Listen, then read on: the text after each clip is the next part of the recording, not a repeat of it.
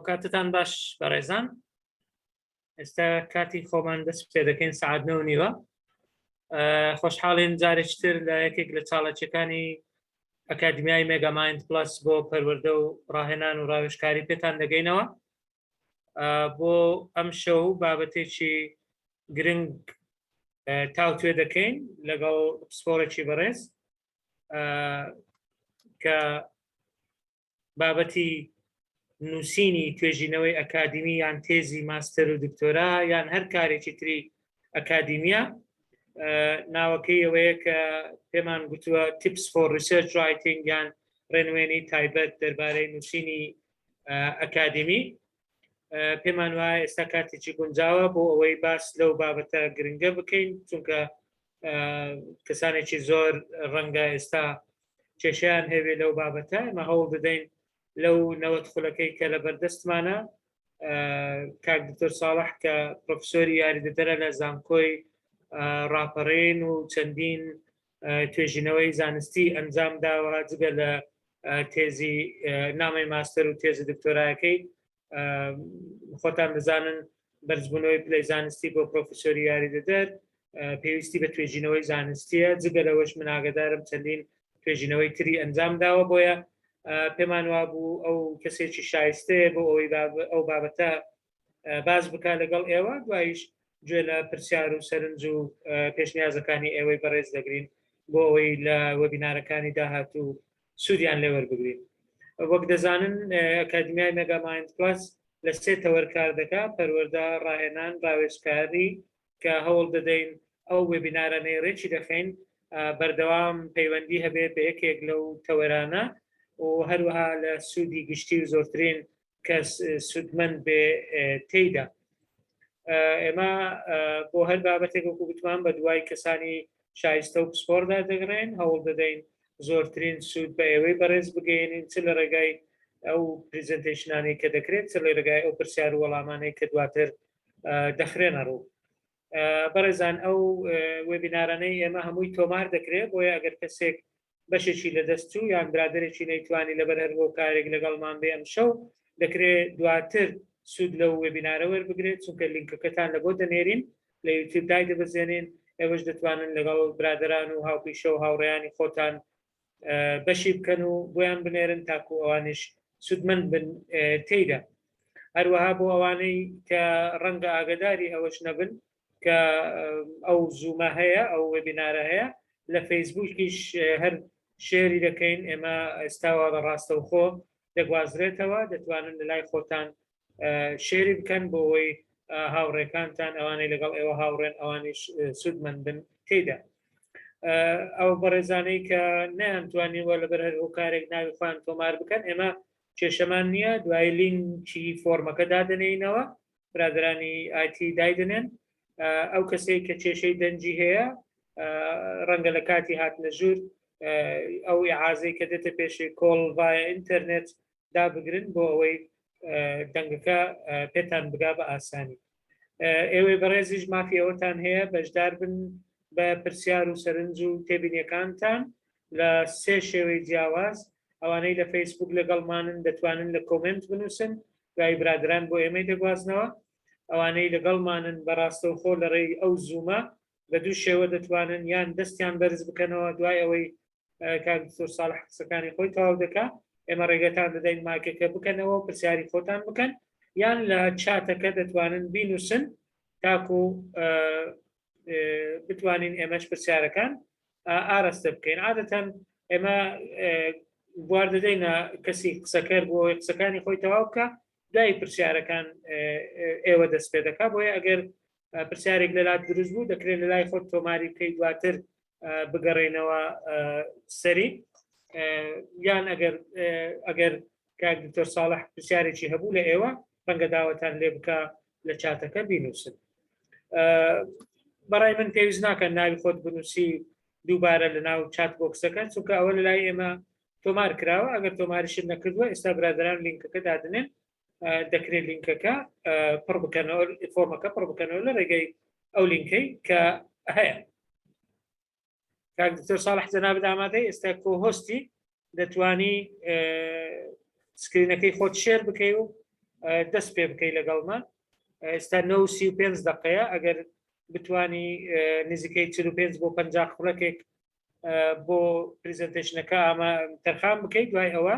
ئێمە دەرگای پرسیار وەڵام دەکەینەوە. ڕەنگە ئەگەر نەتوانی بەشێک لە بەشەکانی پریزنتیشنەکەشت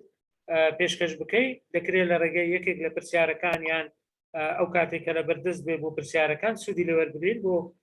خستنە ڕووی ئەو بابەتەی کە ڕەنگە پێڕانەگەیشت بێ لە کاتی قسەکردنەکەت پێشکەشی بکەیت. ئێستا بەسپاسەوە 176 کەس بەڕاستەوخۆ لەگەڵمانە. ئەکیدم ئەو ژمارەیە ڕەنگە زیاد بکە، ئێمە کێشەمان نییە لە وەرگرتنی ژمارە زیاد. ئێوەش دەتوانن ئەگەر پێتان خۆش بێ برادێکتان بەشداروێ لینکەکەی لە بۆ بنێرن، ئێمە پێمان خۆشە زۆرترین کەس سوود وەربگرێت لە وێبینارەنە. کاک دکتۆر ساڵح بفەرمێ. بسم الله الرحمن الرحیم. خۆشحاڵم بەڕێزان کە لەم وێبینارە بەدیداری ئێوە شاد دەبم. طبعا دیارەکە فیس تو فیس نێوەکو ئینگلیز دەڵێت. بەرحاڵ ئێمە هەومان لەناو یەک ژووری ئەلکترۆنی داین ئێستا، بۆی دەکرێت بڵین بەدیدارێکتر شاد دەبین ئەلکترۆنیکەڵ. یعنی سپاس کاکتۆریندات بۆ پێشەکی و بۆ ئەو وتە جوانانی بەڕێز کە دەربارەی سێمینارەکە باس کرد، وێبینارەکە باس کرد. بەڕێزان پێش ئەوی بچینە ناو بابەتەکەەوە بە پێویستی دەزانم یەک دوو خاڵ باس بکەم. یەکەمیان نووسینی ناو سلایدەکان بە ئینگلیزیە، بەڵام شەرحکردنەکەی بە کوردیە. وەکچکە کاکتۆریندات باسی کرد کە ئەوانەی کە لەگەڵمانن مەریزنی هەمویان لە بواری ئینگلیزی پسپۆر بنیان بە ئینگلیزی بنووسن، بۆ ئێمە بە کوردی باسی دەکەین. ئەو خاڵێکی تر ئەوەی کە لێرە باسی دەکەین 180 هەموو توێژەرێک دەتوانێت استفادەی لێ بکات. تەنها 120 ئەو کۆنتێنتێک کە هەمانە ڕەنگە تایبەت بێت بەوانەی کە بە ئینگلیزی دەنووسن. بۆیە ئەگەر تۆ بە ئینگلیزیش بەحس نانووسی، بە کوردی دەنووسیان بە عەرەبی دەنووسی، دەکرێت دوو خاڵم گشتی بۆ ئەوەی تایتڵەکە چییە؟ Tips for Research Writing. چەند ڕێنوێنێک دەربارەی نووسینی توێژینەوە. واتە ئێمە کە توێژینەوە دەکەین، توێژینەوە ئەنجام دەدەین، کۆمەڵێک شت هەیە گرنگە بیزانین. ئێستا لە سلاید یەکەمەوە کە دەست پێ دەکەین The Outline of the Webinar، یعنی وەکە ئەم شەو باس دەکەین پوختەی وێبینارەکە چییە. پێشەکێکمان هەیە دەربارەی پێکهاتەکانی بەحس لە چی پێک دێ. دوای ئەوە Content and Language، واتە زمان و ناوەڕۆکی بەحسەکە. In the visuals کە بیکەینە کوردی بە تاکە وشێک، من نازانم بە کوردی چیە، بەڵام خشتە و شێوەکان دەگرێتەوە. لە بەحزە خشتەمان هەیە، شێوەمان هەیە، ئەمانە بە ئینگلیزی پێیان دەڵێن visuals. The language of conclusion، ئەنجام دەرەنجام بە چ زمانێک قسە بکەین. Authority، دیسانەوە کێشەیەکمان هەیە لە کوردی، من بێ کوشە ڕەنگە نەتوانم بە عەرەبی واتە مستەنەد ئەو authority، واتە چۆن شتەکانی خۆت لی کەسی تر لەناو بەحسەکەدا جیا دەکەیتەوە. پێڵێن authority واتە شتەکان تێکەڵ مەکەیت. و the use of I and we، بەکارهێنانی I we، یان لە کوردی خۆمان کە دەڵێن من وەکو توێژەریان ئێمە کە زیاتر لێک توێژەر بین. و دوای ئەوە citing، واتە تۆ چۆن ئاماژە بە نووسینی خەڵکی تر دەکەی لە ناو بەحسەکەدا. دوای ئەوە plagiarism، ئەوەی کە بە کوردی دەڵێن دزی ئەدەبی، چۆن خۆمان لێ پارێزین جۆرەکانی چین.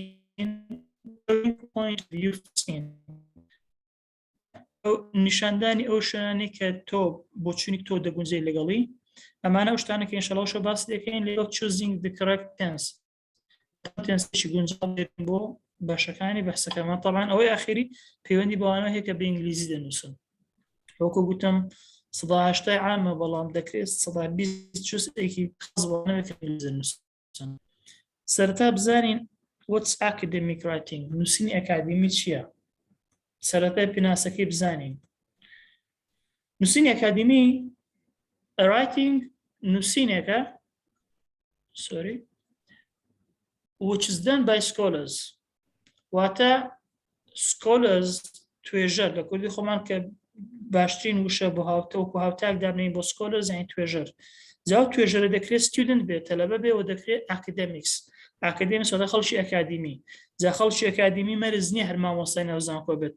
خەڵکمان هەیە لە دەرەوەی زانکۆش خەڵکی ئەکادیمە توێژەرە. بەرحاڵ بۆ تەلەبە و بۆ خەڵکی ئەکادمی یەک وشەی گشتگیرمانە پێڵێن سکۆلەر. جا ئەم توێژەرە ئەم ئیشە بۆ چێ دەکات؟ for other scholars to read، بۆ توێژەری تر، یعنی تۆ توێژەری، توێژینەوە ئەنجام دەدەی بۆ توێژەری تر چکە خەڵکی تر سوود لە توێژینەوە کە وەردەگرێت ئێمە کە توێژنە دەکەین ناچارین توێژنەی خەڵکی تر بخوێنینەوە ناچارین نووسینی خەڵکی تر بخوێنینەوە کتێبی خەڵکی تر بخوێنینەوە کەواتە سەرەتری پێناسەی ئاکادمیک رایتینگ ئەوەیە کە لەلایەن توێژەرەوە بۆ توێژەرە بۆ بخوێنرێتەوە بیخوێنەوە زۆر جۆری هەیە it can take many forms یعنی یەک جۆری نییە journal articles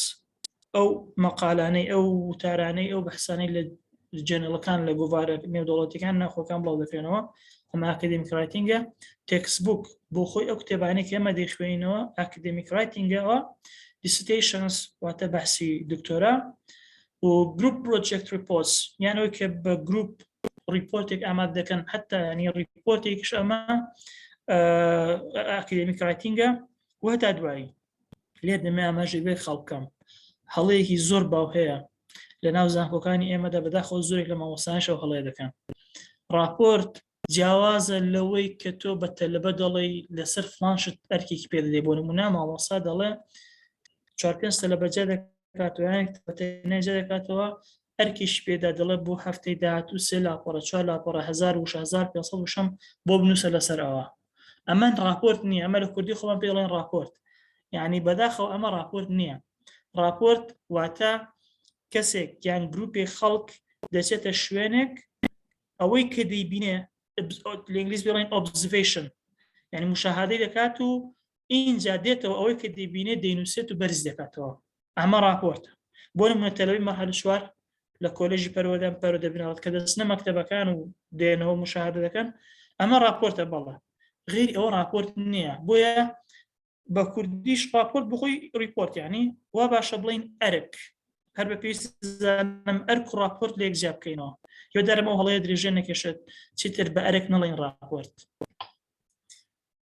the structure of your work پێکهاتەی بەحسی ئەکادیمی چییە پێکهاتەی بەحس تو هەر بەحسێک دەبینی لە 4 بەشی ئەساسی پێک دێت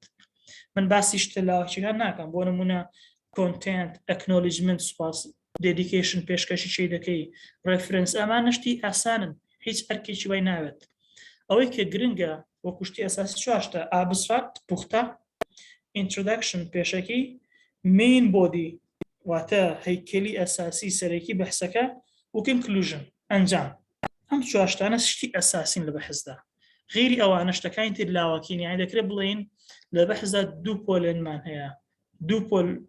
دابەشکاریمان هەیەنی بەشە سەرەکیەکانی بەحس و بەشە لاوەکیەکان بەشە سەرەکیەکان ئەم چوارانن دا سەبا باسی یەک بێچە بکەین ئابستراکت پوختە کە دڵێن پوختە ئابستراکت یان introduction یان conclusion یان main body وەکو باسمان کرد ئاکادمیک رایتینگ زۆر شت دەکرێتەوە ئێمە ئەو شۆ فۆکەسی لەسەر دەکەین کتێب نییە بۆ نمونە ریپۆرت نییە ئەساینمنت نییە چییە ئارتیکل ویان فیسیس کە دڵێن فیسیس واتە بەحسی دکتۆرا و ماستەرش دەگرێتەوە ئێمە جەخت لەو دوانە دەکەین ئەم شەو dissertation بەحسێکی ماستەرە بەحسێکی دکتۆرا لەناو ئابستراکتی بەحسی دکتۆرا و ماستەر دەبێت چی بنووسیت تایتڵەکە لە سەرەتاوە دەبێت ئاماژەی پێ بکرێت ئەم توێژینەوەیە کە بە ناونیشانی فلانشتە and a concise explanation of it concise لە ئینگلیزی واتە کورت و پوخت واتە بە کەمترین وشە زۆرترین مەفهوم بگەێنیت واتە هەم تایتڵەکە دەنووسی و هەم ڕوونکردنەوەیەکی کورت و پوختی تایتڵەکەش دەدەیت دوای تایتڵەکە describing the most important notions and concepts of the paper واتە و دواتر باسی چی دەکە هەر ناو ئابستراکتە کە تایتڵەکەت نووسی و ڕوونت کردەوە بە کورتی باسی گرنگترین چەمکەکانی ئەو بەحسەی خۆت دەکەی هەر ناو ئابستراکتدا چونکە هەر بەحسێک کۆمەڵک چەمکی گرنگی تێدایە the approach طریقەی بەحسەکەت شێوازی بەحسەکەت mention the number of chapters اینجا دوای چەند چاپتەر لە خۆ دەگرێن بەحسەی تۆ and the content of each chapter هەر چاپتەرێکیش کۆنتێنتەکەی چییە لە چەند سێکشن پێک دێت لە چی پێک دێت ئەم ئابستراکتە یەک لاپەڕە بێ بەسە maximum 1.5 pages یعنی یەک لاپەڕە تا یەک لاپەڕە نیو لۆ زیاتر بۆ ئابستراکتی بەحسی ماستەر دکتۆرا تەرخان ناکرێت کەمتر لە یەک لاپەڕە معقول نییە بزانم و زیاتر لە یەک لاپەڕە نوێش تۆزێک درێژ دەبێتەوە ینی حدی وەسەط ئەوەیە لە یەک لاپەڕە بۆ یەک لاپەڕە نیو بێت ئەگەر ئارتیکڵێک بنووسین واتە دەمانەوێت بس ماستر ما ورقتوا بحث دنوسين دكتوراه ما ورقتوا بحث دنوسين عادة طبعا جنرالكات بريار دات ابستراكت تو سن وشقت غوفار بو غوفار دبورت بلام اوي كيما تاسب في ازمن بيني معنا لدوصل بوصو بنزا وشيا هذا لا ماكسيمم 250 هذا لا مينيمم 200 يعني لم لدوري بري 250 وشيا دبي وجماري وشكام طبعا انجا شي بازكي a concise introduction to the topic دیسان وشي concise من بيني واتا في ناساندنيشي كورت بخد بو بابتكت اما باسي ماستر دكتوراه ناكين باسي article لكن يعني the approach approach بكاردين لو بحثي خود ده the aim ما بس تشيا ما بس بحثك تشيا ولا نا ابستراكت بس دكي the procedure بحثك تو تشيا هنگا وكان شين و the main conclusion طبعا هر بحثك رنگا دو سي conclusion هبت تو جرينترين يعني نا ابستراكت ده بيع ما جبكي اما يوميان ابستراكت article بو اما يكمشان يبحثي ماستر دكتوراه introduction ده بتشون به لنا introduction ده give a description or explanation of the situation or problem هر بحثك دكي دي problem هبت يعني اوتا situation حالتك هبت تو باسي دكي بو لنا introduction جرينترين وسرتاي تريش كباسي بكيت باسي كي problem كدكي باسي كي كيشا كدكي تو ديوس كيشيك حكي وبحث دكي يعني بس حالتك دكي دبي باسي شي اما بكيت مو جنرال لانه كانوا سيمانات زياتر اما قشتيه اما شتي قشتيه بعام say why the situation or problem is important بوتشي جرينجا او كيشيا بوتشي جرينجا تولي بوليو حالته بوتشي جرينجا تولي بوليو واتا هو كاركي سيركا وشي واي هايلايت كراوا واتا لهنگاوي كم باسي دكي انزد لهنگاوي دوم باس او دكي كبوتشي جرينجا بحث لسر او بكريت دبي هو كاركي روم كيوا لهنگاوي سيمينا introduction دا باسي اي مكا دكي ديسان ليروها تكلينا كاين او ايميل ابستراكت باسي دكي زور بكورتي باسي دكي بيقرصتا بس ليرك انا يخ باراجراف تويس باسي اي مكا بكي باراجراف يكدوي ليرا what your position on the situation or problem is موقفي توتشي لسر او كيشيا لسر او حالته and what the organization of your writing will be ريخصني بحثك ريخصني نسيني أكاديمية شون دبت واتا procedures data scope etc واتا كبحثي مثلا دكتوراه به بحث يمو أنت أوكي procedure data scope أنا وأجر بحث تريج بده ما شو بلان جواز كان أو لبحثي article ده بكورتر بحثي دكي it's a good idea to write your introduction last طبعا بيرمانسي introduction لسرتاي بحثه ده abstract introduction lit بەڵام بیرۆکەیەکی باشیشە کە تۆ لە کۆتاییەوە بینووسی لێرە پرسیارمان کردو دەڵێن وای بزانین تا سلایدی دوات و شەرح دەکەین کەسێک وەڵاممان دەداتەوە بۆچی فکرێکی باشە کە introduction لە کۆتایی بەحث بنووسین واتە ئێمە ئیشەکەمان ئەنجام دەدەین لە کۆتایی ئیشەکە دێن introduction دەنووسین بەڵام کە دەینووسین لەناو لاپۆڕەکاندا introduction لە سەرتاوە لە دوای ئەبستراکتە بزانین دوای کە سلایدی داهاتوومان تەواو کرد چه وڵامی ئەو پرسیارەی لا دەبێت بە زەحمەت conclusion دەبێت چۆن بێت طبعا دواتر دەگەڕێنەوە بۆ main body لەناو conclusion دا باسی چی دەکەین a summary of the main ideas يعني لە هەر بەحسێکدا main ideas مان هەیە بیرۆکە سەرەکیەکانمان هەیە لێ پوختەیەکی ئەو بیرۆکە سەرەکیانە باز دەکەین related to the importance to the topic يعني ئەم بیرۆکە سەرەکیانە طبعا دەبێت ڕابطیان بە چیەوە بە گرنگی بابەتەکەوە هەبێت وهيك بوخته بازكي a summary of your evidence طبعا تو بحثت انجام داوا تو دبيت لكوتايدا انجام بدي بخوينر انجام بدي بتوجريتر شنو انجام بزغيشتوا ببي بلغ ناكره تو دبي بلغت هبه بويل ناو conclusion دا بوختيشي evidence كي خود بوختيشي بلغكي خود دخيرو with your evaluation of it لناو كارن سيمانا حاصل يعني شي خوش بو evidence كذا كي توكو فيش إليك your overall conclusion your answer to the question تو سرتا problem يكتبوا بسالة كتبوا research question يكتبوا ل conclusion ده دبيت تو بأبرون أشكال ديار بيت ولامي تو تشيب بو أوكي شيء كسرتا أماجت بكت ولامي تو تشيب بو أوكي شيء ويسد بحثي لسركي أو الزوزر أساسا أماجي بكي لناو conclusion ده يك خالق جرينجا بە ڕەنگی سووریش نووسیمانەوە سەوزەکان تۆ دەبێ ئەنجامی بدەی سوودەکە چۆن لە ترافیک لایت سوور هێمای نیشانەی ئەوەیە کە دەبێ بوەستی سەوز نیشانە ڕێگە پێدانە لێرەش سەوزەکە ئەوەیە بە ڕەنگی سوود دڵێن چی do not add any new evidence or ideas تۆ بەحسەکە تەواو کردووە لە ئاخری بەحسەکە فکرێک تازە بۆ دێ بیرۆکەی تازە بۆ دێ شتێکی طبیعیە یعنی ئەوانە کە بەحسمان نووسی بێت عادەتەن ڕەنگە لە کۆتاییدا لە بەرەوەی تۆ دەمێکە ئیش لەسەر و بابەت دەکەی فکری تازە دێ ناو مێشکەوە بە هیچ جۆرێک ئەوش تازانە نابێت لە ناو کنکلوژن ئاماژەی پێ بکەیت بە هیچ جۆرێک ئەگەر ویست if so do it in the body ئەگەر ویست ئەو شتە تازەیە ئەو بەڵگە تازەیە و بیرۆکە تازەیە ئاماژەی پێ بکەیت لە ناو بۆدیەکەدا بیکە نەک لە کنکلوژن لە کنکلوژن جێگەشتی تازەمان نییە کنکلوژن دەبێ باسی ئەو شتانەکە کە ناو کۆنتێنتی بەحسەکەت باس کردووە بۆ یەشتی تازە لە ناو کنکلوژن جێگەی نابێتەوە دەتوانی لە شوێ زیادیکەی لە ناو مین بۆدی زیادی بکەیت سەبزانین وڵایم پرسیارەکە کەس نووسیوێتی بەڵێ سازیان وەڵامەکەی تەواو دروستە لە کۆتایی توێژینەوەکە بەشداری شەروار دەڵێ بەشدار جەبار بەڵێ چۆ سەتا شاگوڵ بڵێ هەروە کاک گۆران ئەبوبەکریش دەڵێت تەنانەت ئەبستراکتیش بە هەمان شێوە لە کۆتاییەوە دەنووسێت چونکە پوختە و کورتراوەی هەموو بەشەکانی تێدایە دەستخۆش تا دەستان خۆش بێمە بەسمان بوو زیاتر ئەوە بوو تۆ دەکرێت لە سەرتاوە بینووسی بەتابەت تۆ داوای پرۆپۆزال دەکەن دەبێت لە پرۆپۆزال سەرەتا زۆر شت ئاماژە پێ بکەیت هاتە شتەکان چۆن دەڵێ درافتە دواتر گۆڕانکاری بەسەرەدا بەڵام بۆچی فکرێکی باشە تۆ ئینترۆداکشن لە کۆتاییەوە بنووسی چونکە تۆ لە کۆتایی بەحسەکەت دەزانی چیت کردووە چەند هەنگاوت ناوە چۆن هەنگاوەکان یەک بێک جێبەجێ کردووە دەکرێت لە کۆتایی بەحسەکەش و ئینترۆداکشن بنووسی و شتێکی زۆر طبیعیە و زۆریش واریدە دەستان خۆش بێت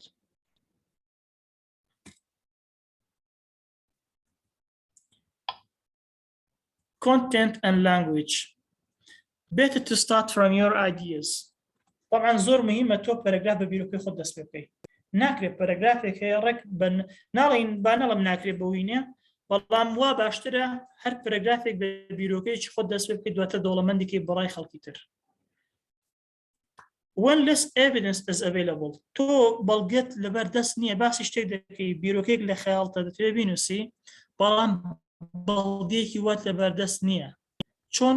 خۆمان قوتارکەین چۆن خۆمان ڕزگارکەین لە دۆخێکی ئاوا سەخت it is better to use cautious language چیە بەڕێزان expresses your degree of certainty واتە تۆ بە مطلقی و بە دڵنیاییەوە قسە ناکەی cautious language واتە زمانێک بە وریاییەوە بەکاردێنێ بۆ نمونە باسی دۆخێک دەکەی باسی شتێک دەکەی ڕێک ناڵی وایە دەڵێی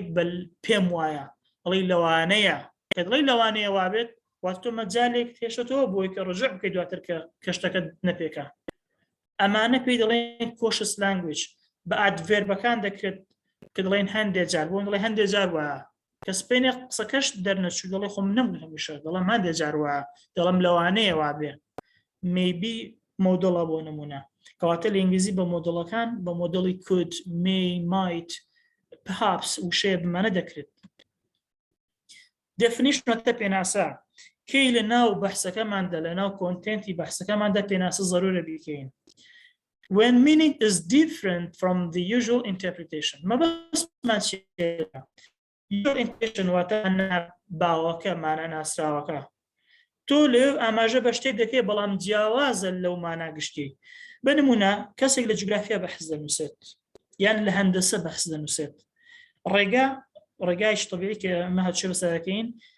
لێواری ڕێگاکان زۆر خەڵک پێی دەڵێ شانی ڕێگاکە کە تۆ وشەی شان دەبیستی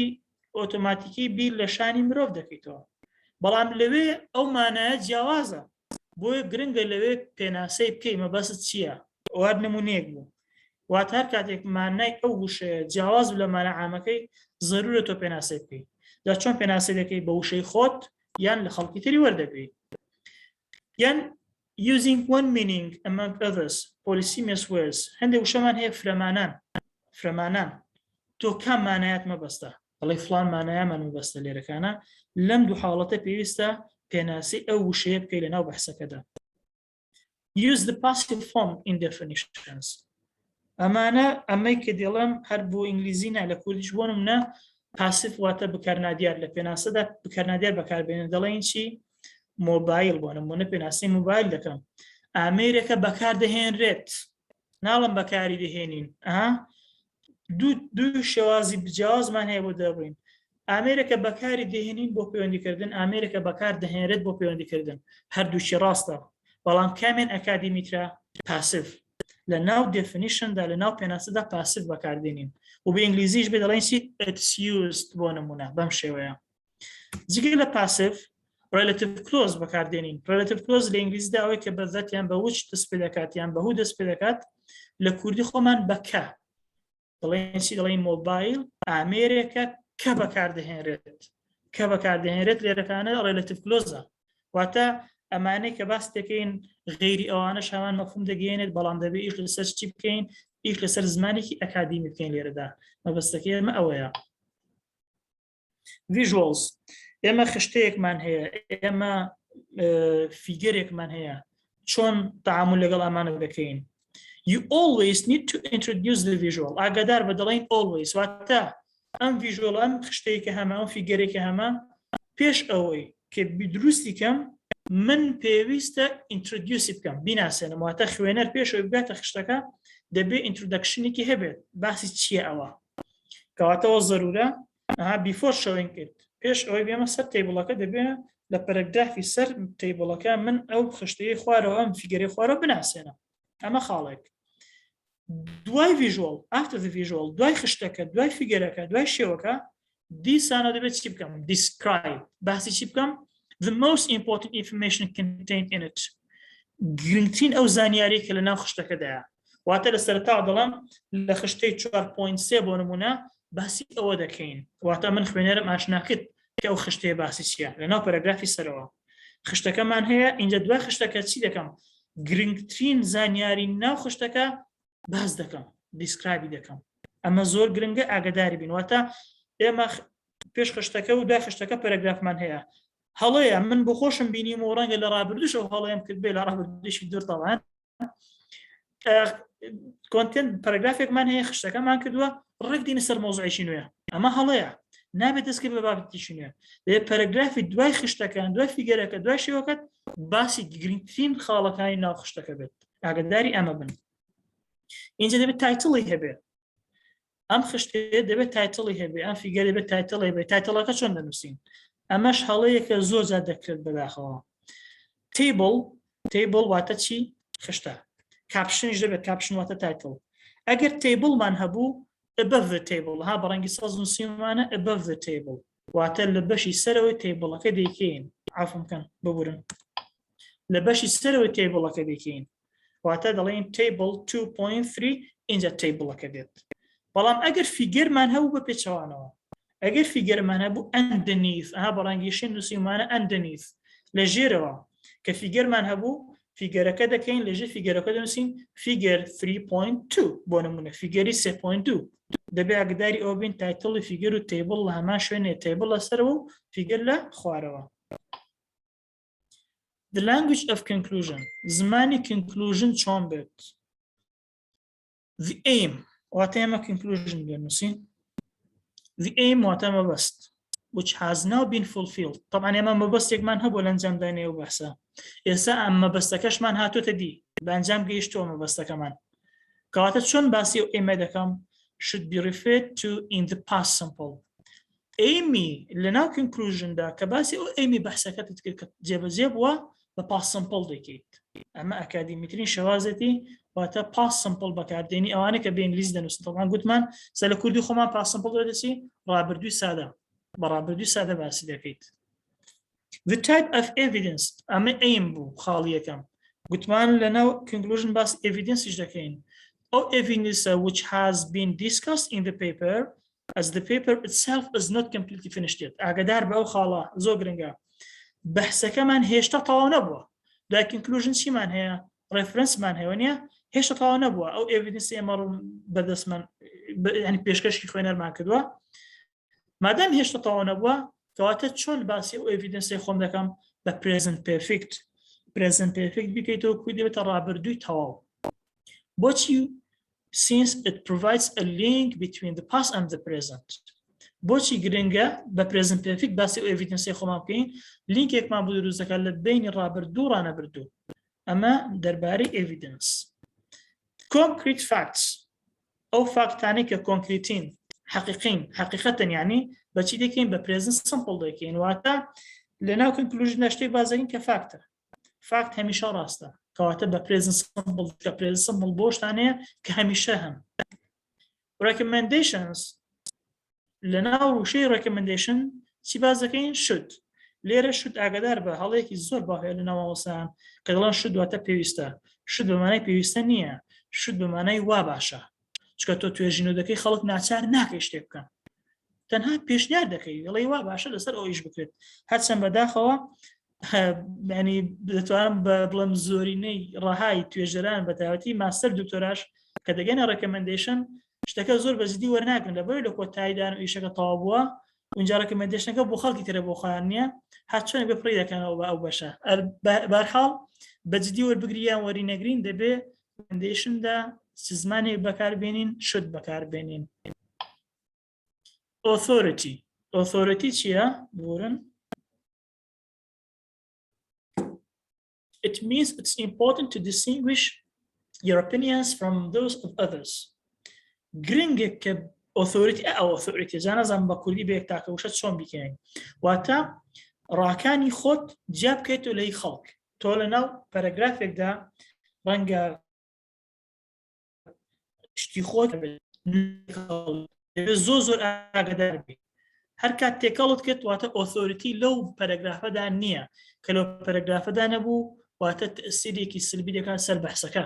بۆ زۆر گرنگە بە وریاییەوە بزانین لەکوێ قسەی خۆمانە و لەکوێ قسەی خەڵکە تێکەڵی نەکەین قسەی خەڵک لەڵی خۆمان تێکەڵکەین تووشی پلێجەریزمیش دەبین واتە زۆر دەبێ ئاگاداری authority بین avoid providing a list of the opinions of others without much comment on them اینجا ئێمە کە بەحث دەکەین پێویستمان بە زانیاری خەڵکانی ترە avoid واتە مەیکە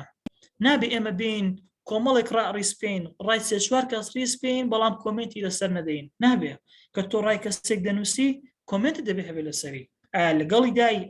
لەگەڵی دانی ئەگەر لەگەڵی دانی بۆچی ئەگەر لەگەڵی شتای بۆچی ئاگاداری ئەمەش من دەبێ To speak with authority you should form an opinion and then use sources to justify it زۆر گرنگە authority چۆن بەدەستدێنین You should form an opinion وا باشە تۆ چی بکەی opinionێک ڕائێک بۆ خۆ دروست بکەی واتە دەبێ ینی پزیشنی تۆ مووقعی تۆ لەناو پەرەگرافەکە لەناو سێکشنەکەدا هەبێ سەرتا خۆت هەبیت اینجا چی دەکەی use sources to justify it پاساو بۆ قسەکەی خۆت پاساو بۆ ڕایەکەی خۆت سەرچاو بەکاردێنی بۆ پاساو ئەمە پێ دەڵێن authority ئەمە باشترین ڕێگا و هەنگاوە کە بتوانێت توێژەر بکات ببرن تۆزێک پەلە دەکەم چکە سلایدەکان 25 سلاید بەڵکو فریاکەین هەمووی تەواوکەین The use of I and we کاکتۆریم داد ئەگەر کاتم هین بوو بێ زەحمەت دەتوانین ئاگادارم پێ بۆی حساباتی خۆمان بکەین The use of I and we طبعا لێرە پێم باش هەڵوەستەیەکی باش بکەم چکە زۆرێک لە زۆر باشە زۆرێک لە توێژەران جۆرێک لە دوژمنایەتیان لەگەڵ وشەکانی ئایوی هەیە یعنی بە هەموو شوێک ڕافزی دەکەن بەداخەوە ئەو بەم شێوەیە نییە یعنی تەنانەت هەندێک جار پێویستە بڵێ ئای هەندێک جار پێویستە بڵێ وی بزانین کەی ئای وی بەکاردێن من واتە لەناو بەحسەکە تۆ نابڵێ قەت نابڵێ من ئەو ئانانێتی پێوەیە نەخێوانیە سەباز دەکەین It is good طبعا یەکەم شت it is good to avoid I and we where possible ئاگات لێ بێت شتێکی باشە ناڵێن پێویستە بیکەیت شتێکی باشە ئای لەگەڵ وی بەکار نەهێنیت where possible لە هەر شوێنە گونجا واتە لە هەندێک شوێنە ناگونجێت بزانین لەکوێ ناگونجێت کەواتە خاڵ یەکەمە دڵێن وا باشە لە هەر شوێنە گونجا بەکاریان نهێنی بەڵام sometimes they are appropriate هەندێک جار گونجاون since it's linked to identity بەڕەنگی شتین کردومانە ئایدنتیتیە ناسنامەیە ناچاری ئای بەکاربێنی یان ئەگە زیاتر لێک کەس وی بەکاربێنی بزانین کەی 5 situations where these two pronouns can be used لە پێنج شوێن دەکرێت ئای لەگەڵ وی بەکاربێنیت بزانین چۆن making personal views تۆ view بۆ چوونی شخصی خۆتت هەیە کە بۆ چوونێکی شخصی خۆتت هەبوو ئەی دەڵێ چی خۆگە تۆ نەڵی ئای بوختان بە خۆت و بە خەڵکی تریش دەکەی کاتە لێ ناچاری بڵێ من بە کوردی دەڵێ من بە عەرەبی دەڵێ ئەنا یعنی ناچاری تۆ دەبێت بینووسیت ئەی چۆن دەبێت پێرسۆنەڵ ڤیوش بۆ چوونی شخصی خۆتت هەبێ ئەم وشەی ئای بەکارمێنی کاتە ئاگداری ئەمە بە بەداخۆ زۆر ینی مامۆسای زانکۆش هەن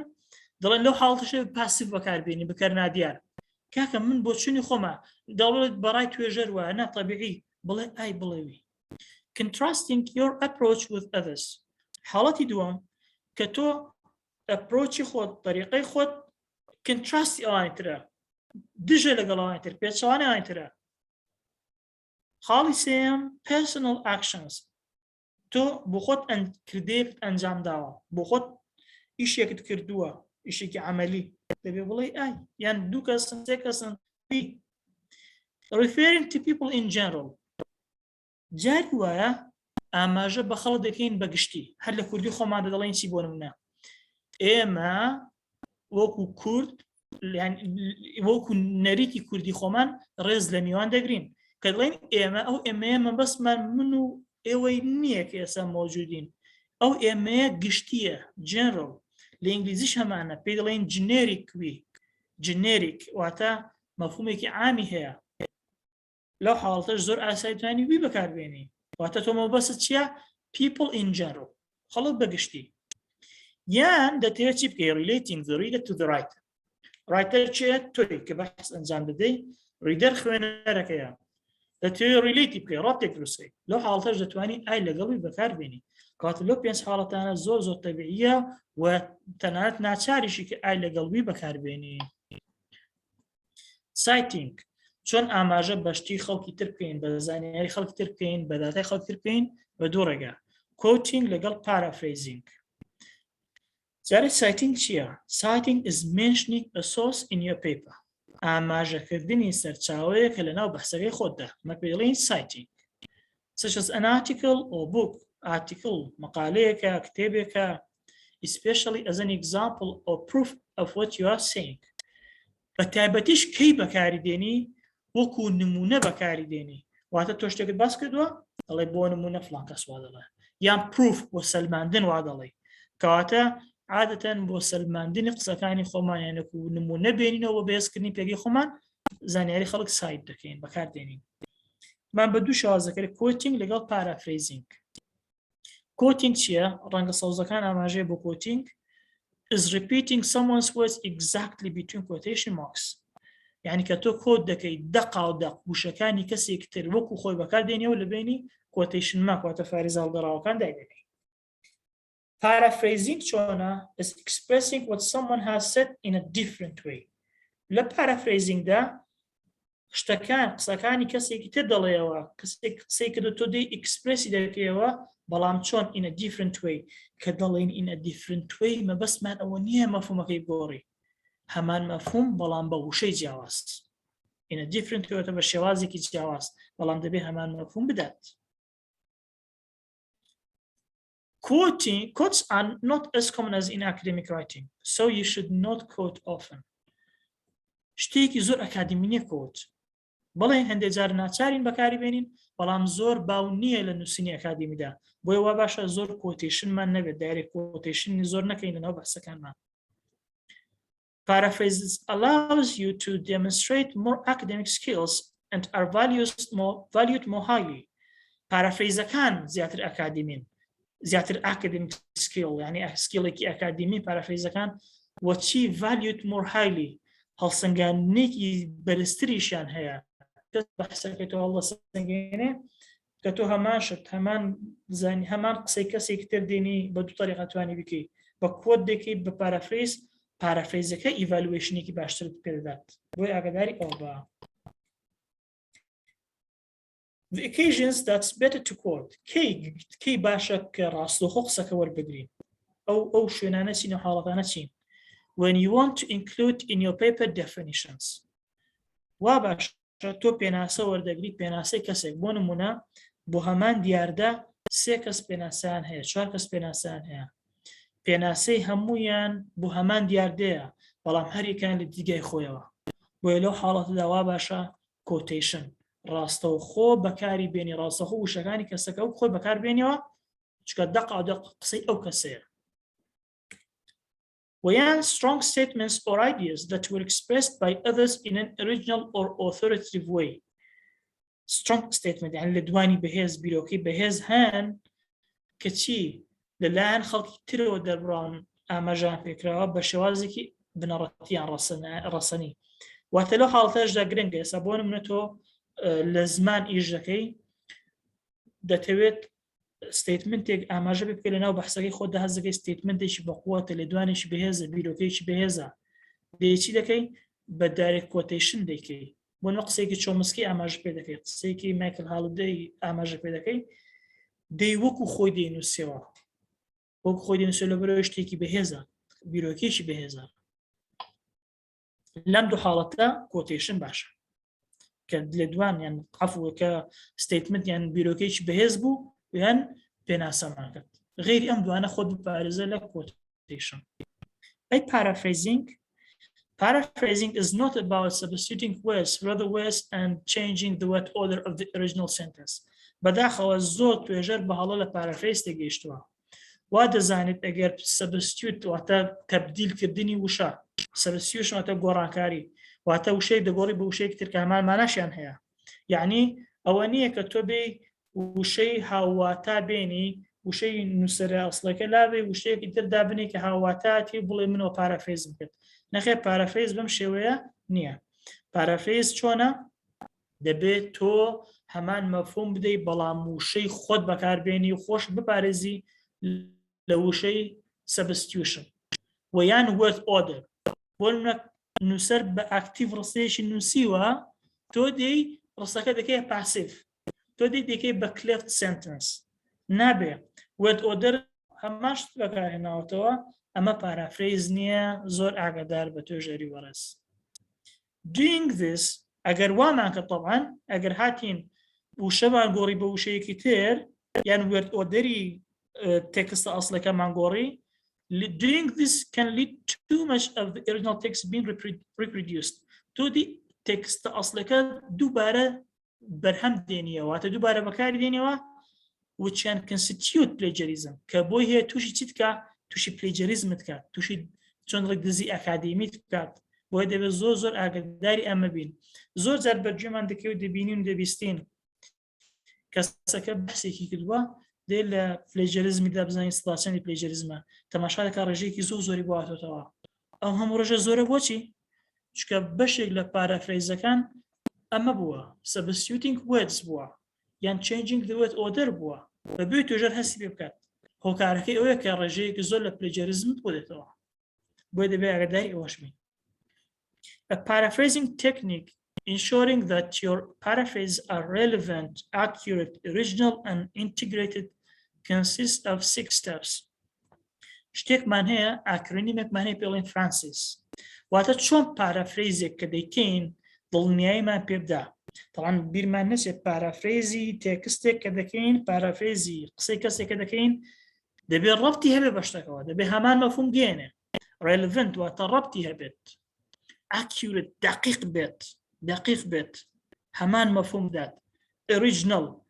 ئەو original لێرەوە خۆتە خۆت نووسیوتە یعنی دوو تێکسمان هەیە لەو حاڵەتە دوو تێکسمان هەیە یەکێکیان هی نووسەرەکەیە یەکێکیانی خۆتە ئەوەی خۆت دەبێت ڕەبتی هەبێ بە ئەسڵەکەەوە دەبێت دقیق پێ لەگەڵ ئەسڵەکە original بەهی خۆت بێت و integrated ئاوێزانیش بێ لەگەڵ ئەوەی نووسەرە ئەسڵەکە لەم حاڵەتە پارافرێزێکی ئەو باشمان دەستکەوێت ئەم 4 سیفەتی هەبێت چۆن دەتوانین پارافرێزێکمان هەبێت ئەم 4 سیفەتی هەبێ 6 steps 6 هەنگاومە پێویستە بۆی ئاسان بێتەوە بیرمان ئاکرۆنیمێکمان هەیە پێڵێن فرانسیس چییە؟ فرانسیس واتە fit یەکەم جار واتە چی واتە بگونجێت واتە ئەوەی تۆ کە باسی دەکەی لێرەدا دەبێت بگونجێت چۆن تۆ دەتەوێت پارافرێزی شتێ بکەیت تایتڵێکت هەیە لە سێکشنەکە تایتڵەکە لەسەر شتێکە ئەوەی تۆ دەتوێت پارافرێزی کە دەبێت تایتڵەکە بگونجێت دەبێت بگونجێت یەکەم شت read repeatedly بیخوێنەوە واتە من دەمەوێت ئەم تێکستە پارەفرێزکردنەوە پاراگرافێک پارەفرێزکەم چۆن پارەفرێزی دەکەم دەبێت بێم بخوێنمەوە بەجارێک تێگەیشتم زۆر باشە بەجارێک تێنەگەیشتم ریپیتدلی بە 2 جار بە 3 جار دەبێت بخوێنمەوە تا تێدەگەم واتە هەتا باش تێنەگەم ناچمە هەنگاوی دواتر ئەو باش تێگەیشتم اینجا ئەوەی لەو لادای دەنێم ئەوە لەوێ دایدێنێم ئەو تێگەیشتم خوێندمەوە بە 3 جار بە 2 جار لەوێ دایدێنێم هەنگاوی دواتر نەوت بۆ خۆت دێ اینجا دەنووسی من هاتم شتێکم هەڵبژاردووە فیتە لەگەڵ ئیشەکەی من خوێندومەتەوە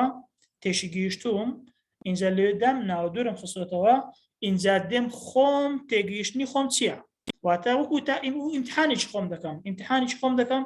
وەرە ئەم پەرەگرافە باسی کرد بۆم نووسە بەڵام نابێتکە ئەو بێت هەمان مەفهومدا بەڵام جیاواز لێی ئەو بنووسی وشەکانی اینجا چی دەکەم کمپێر بەراورد دەکەم هی خۆم و ئەسڵەکە بەراورد دەکەم بزانم ئایا لێکچوونیان چەندە ڕێژەی لێکچوونیان زۆرە کەمە ئایا وشەکانیان لێک دەچن لە کاتی کمپێر لە کاتی بەراوردە دەبێت ئاگدار بین تووشی پلەیجەریزم نەبین اینجا آخر هەنگاو ئینتیگریت سنتنسز اینجا دێین ڕستەکان ئاوێزان یەکتر دەکەین تێکەڵی دەکەین و پەرەگرافێکی ڕێکوپێک دەردەچێت ئەمە ئەو 6 هەنگاوانەیە کە بەهۆیانەوە دەتوانین پارافرێزێکی زۆر باشمان هەبێت کە خاوەنی ئەم 4 سیفەتە بێت relevant بێت accurate بێت original بێت و integrated بێت چۆن avoiding plagiarism چۆن خۆمان بەدوور بگرین لە plagiarism plagiarism واتە academic theft واتە دزی ئەدەبی where scholars use the ideas of others without saying so واتە بیرۆکەی خەڵکی تر بەکاردێنی و بەبێ ئاماژەی پێ بکەیت It can happen in 2 ways بە دوو ڕێگات بۆ هەیە تووشی plagiarism بین ڕێگای یەکەم چییە accidentally واتە بەدەر لە ویستی خۆت بە ویستی خۆت ئەوەت نەکردووە وەرە student کە دەڵێن student یعنی مەسەڵەن پێ لە researcheریش یعنی لە هەمان کاتدا puts the source in their list of references but forgot to indicate in the text بۆچی accidental بزانە ئەو تەلەبەیە ئەو توێژەرە ینی چۆن ڕێی دزی نەکردووە فێڵی نەکردووە لە reference list لە ئاخیری لە کۆتایی بەحسەکە ئاماژەی بۆ سەرچاوە کردووە بەس تەماشاکە لە ناو تێکستەکە لە ناو مین بۆدیەکەدا نایدۆزیتەوە ئەمە accidental توش بووە accidentally ئەوەی دوێمان deliberately واتە بە مەبەست ئەویشە دەکات ئەمان زۆر خراپ و زۆر خەتەرە دەبێ هەم توێژەری خۆی لە بەدەر بگرێت where ideas have been copied because a student did not want to do the work خۆت بیرۆکەی خەڵکی تر کۆپی دەکەی و خۆت ناتوێت چونکە خۆت ناتوێت شەکە بکەیت ئەمەی دوێمیان خەتەرە دەبێت خۆمان لە بەدەر بگرین یەکەمیشە بەڵام بەڵام ئەوەی دوێمیان مەترسیەکەی زۆر زیاترە و طبعاً چۆن دڵی شتێکە لە ڕووی ڕەفتاریەوە زۆر شتێکی نزم و ناپەسەندە accidental plagiarism can happen because of 2 reasons طبعا accidental plagiarism ئەوەی کە تۆ لە reference ئاماژە بەسەر زاوەکە کردووە بەس بیرت چۆ لە ناو کۆنتێنت ئاماژەی پێ بکەیت هۆکارەکانی چییە 2 هۆکار هەیە بۆ ئەمە lack of proofreading چییە کە تۆ ئیشەکەی خۆتت تەواو کرد بیدەی بە 2 کەسی تر بە کەسێکی تر بە 3 کەسی تر تا بێن چی بکەن proofreadی بکەن بخوێنەوە بۆت هەڵەچنی بکەن ئەو کاتە ئەو کەسێک طبعاً دەکەن سەر کەسەکە چەند دقیقە وردە ئەو کاتە تەماشا دەکات تۆ لەوێ ئاماژە بەسەر چاو کردو لەناو کۆنتێنت نییە ئەو حەل بوو بەڵام کە پروفریدە نەبوو ئەوە وەک خۆی دەمێنێتەوە هەڵەکە بە سەرمەدا تێدەپەڕێ خاڵێکی تر lack of experience of the academic context نەبوونی experience نەبوونی ئەزمون زۆرجار بەهۆی بێ ئەزمونیەوە کەسەکە سەرەتای ئیشکردنیەتی ئەزمونی نییە تووشی ئەو هەڵەیە دەبێت کەواتە ئەمانە 2 هۆکارن کە تووشی accidental plagiarism دەبین 2 جۆری تریش لە plagiarism هەیە بەشداربووانی بەڕێز plagiarism can also occur where the ideas from the original text have been changed واتە تۆ شتێکت لە تێکستە ئەسڵەکە وەرگرتووە بەڵام چی کردووە بیرۆکەی کابرات گۆڕیوە changed گۆڕیتە ئەمەشە plagiarismە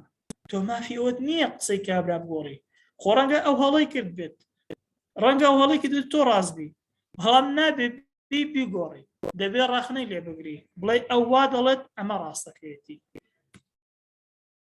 Always make sure you understand the original text. ئەمە زۆ گرنگە سەرەتا باسمان کرد ئەها لە شەشەنگاوەکان دەبێت تۆ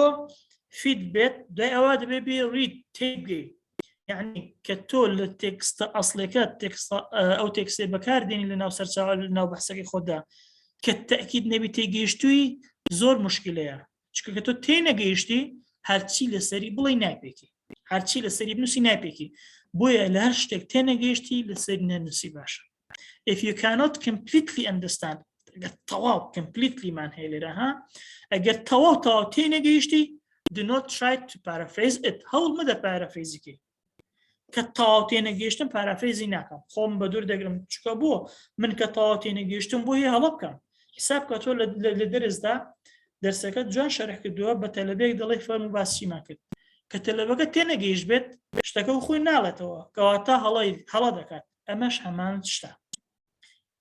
Another type is self-plagiarism. جۆرێکتر چیە self-plagiarism چۆن؟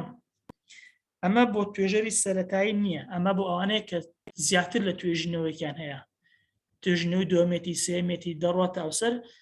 بۆ خۆی لە ڕابردوو بەحسێکی کردووە بۆ خۆی لە ڕابردوو قسەیەکی کردووە بۆ خۆی لە ڕابردوو بیرۆکەیەکی هەبووە لێژێک لە نووسینەکانی داهاتوودا ئاماژە بۆ نووسینەی خۆی دەکاتەوە بەس لەبەرەوەی هی خۆیەتی پێی وایە کە نابێ ئاماژە بەناوی خۆی بکات نەخێر ئەمە سلف پلێجەریزمە واتە دزیکردنە لە خۆت یانی هەتا نووسینەکەی خۆتە بیرۆکەی خۆتە ئەم ساڵ 2021 کە تۆ لە 2010 بەحسێک کردووە قسەیەکت کردووە لەم بەحسی 2021 دی ئەم قسەی خۆت دووبارە باز دەکەی لێرە دەبێت ناوی خۆت بنووسی بۆ ساڵەکەی بە هەمان شوێن چۆن ئاماژە بە سەرچاوی دەکەی بە هەمان شوێن دەبێت ئاماژە بۆ سەرچاوی خۆت بکەیت ئەگنا تووشی چی دەبین سەلف پلێجەریزم. Sharing where your point of view fits in. Showing عفو. چۆن تۆ چی دەکەی نیشان بدەی کە point of view تۆ بوونی تۆ چۆن لەکوێ دەگونجێت.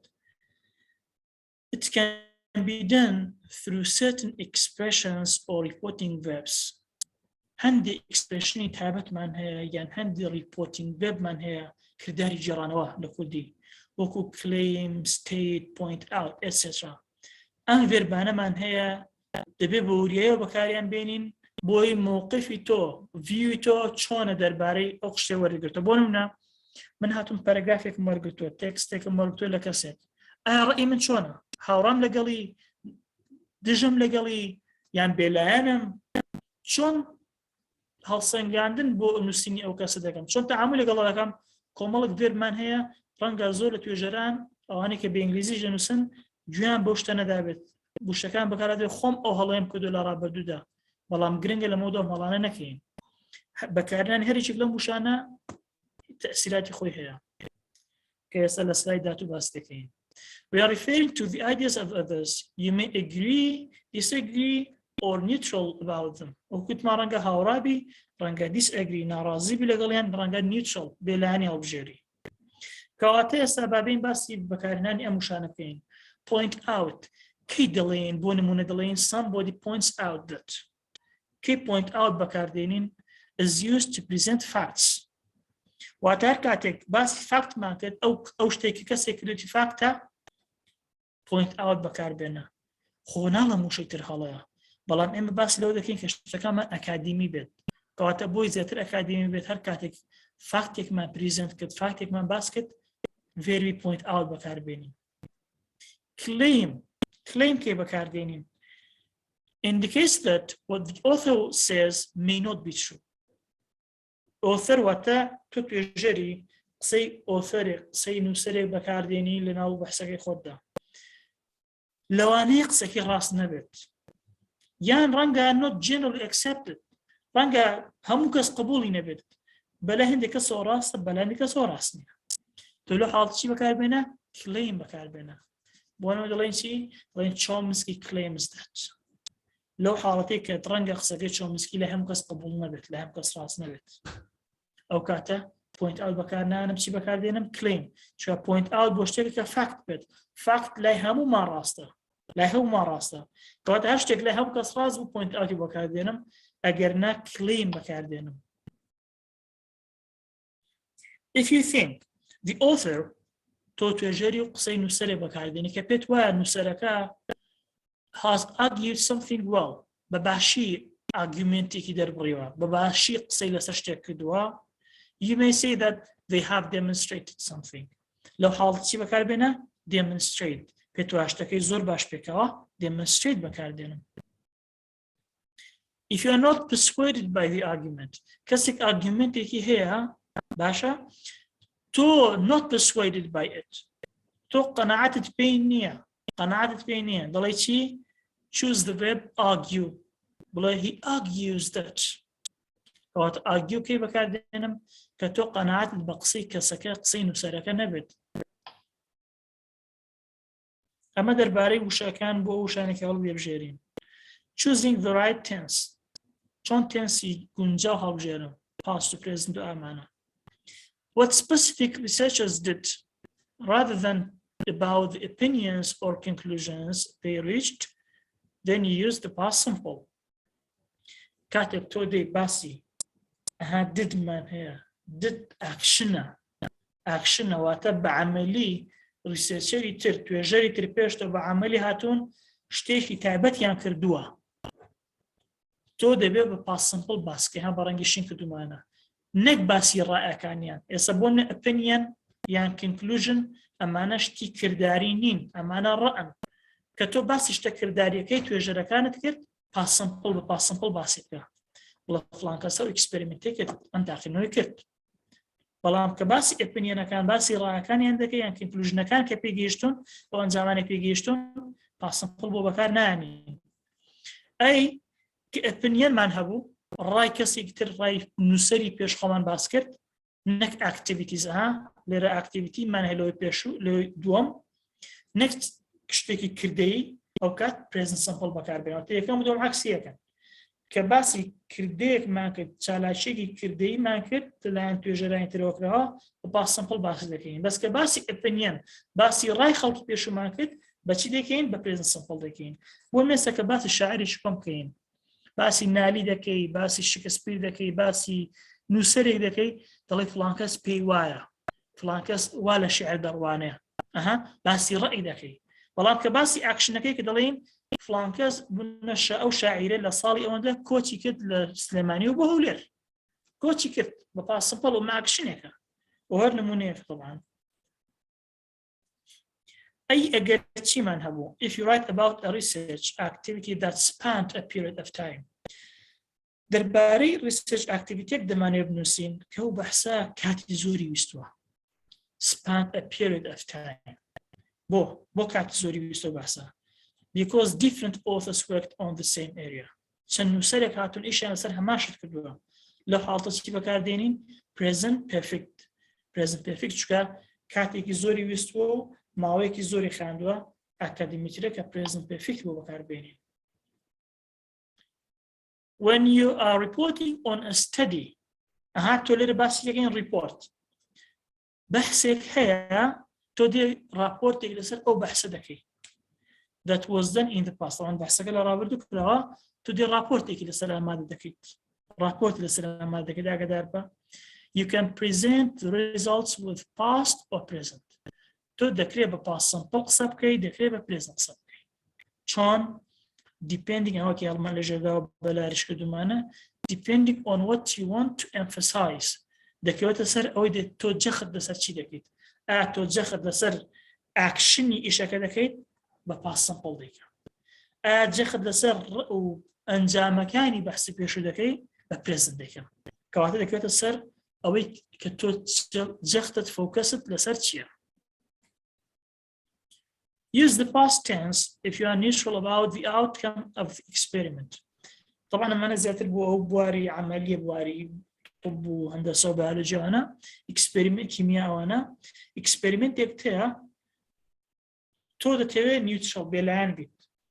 ناتواني برياضي نه هاوراي نه لقليان لو حالته بوي هاوراي بوي بيلاني خد ببارزي بباسم بالقصة بدل فلان تويجر يا فلان تويجر وأنا experimentation تاقينيشان أنجام ده بوشوي بو أنجامك إيوه طوال You simply present the information as something that was true in the past. كوادلي وتلا رابردو راس بوا.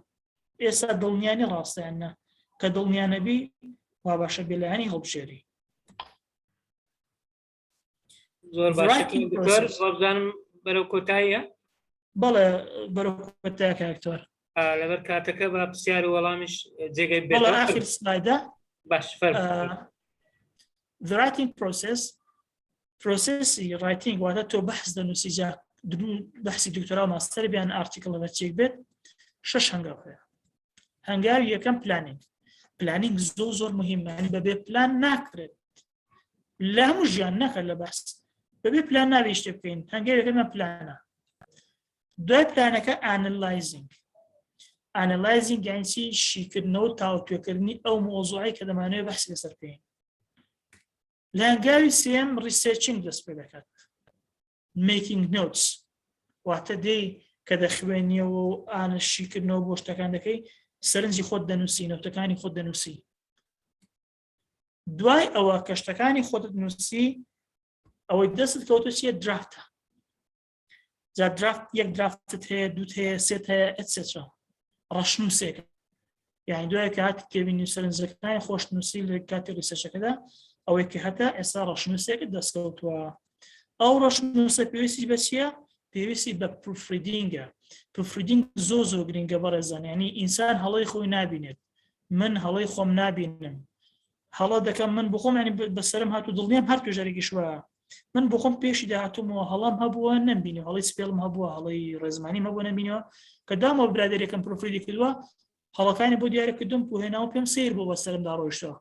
بۆیە مرۆڤ سروشتی وایە هەڵەی خۆی نابینێت بۆیە پروفریدینگ زۆر گرنگە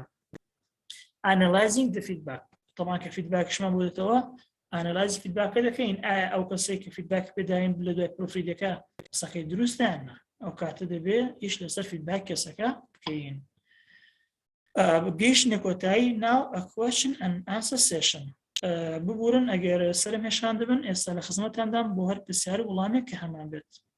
دەست خۆش کاک دکتۆر ساڵح زۆر سوپاس بۆ پابەندبوون بە کاتەکە و بۆ ئەو خاڵە گرنگانەی کە باست کردن بەڕێزان بابەتی نووسینی توێژینەوەی زانستی بابەتێک نییە کە بتوانین ڕەنگە بە نیو سەعات یان بە 2 سەعاتیش باسی لێەوە بکەن ڕەنگە هەر بەشێک لە بەشەکانی توێژینەوەی زانستی پێویستی بە زیاتر لە چەند محازەڕەیەکە لە چەند وێبینارێکە بۆی هەم لایەنی تیۆری هەم لایەنی پراکتیکیشی باس بکەین بەڕاستی بەڵام پێمان وابوو ئەو خاڵانە زۆر گرنگن هەرێکە لە شوێنی خۆی بەکار بهێنرێ سوودی دەبێ بۆ هەموو بەشداربووانی بەڕێز ئێستا دەرگای گفتوگۆ و پرسیار و وەڵام دەکەینەوە هەندێک پرسیار لە چاتەکە نووسرابوون هەندێک لە فەیسبوک هەندێکیش لەوانەی کە دەستیان بەرز کردوتەوە وەردەگرین بۆ ئەوەی زۆرترین کەس سوودمن بن تێیدا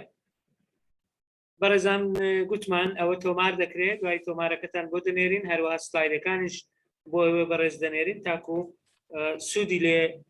وەربگرن ئەوانەی دەستیان بەرز کردوتەوە دەیان بینین بەڵام کاک و ساڵح سەرەتا یەک دوو پرسیار هەبوو لە چات باسی بکەین پێشەوە من یەک دوو کۆمنتی بچووکم هەیە لەسەر ئەو قسانەی جەنابەت یەک خاڵ هەیە زۆر گرنگە ڕەنگە ئەو قسانەی کاک دکتۆر گوتی زۆربەی هەر زۆری 90 من هاوڕام تەنها مارجنێکی بچووک دەمێنێتەوە بۆ پسپۆڕی و سروشتی توێژینەوە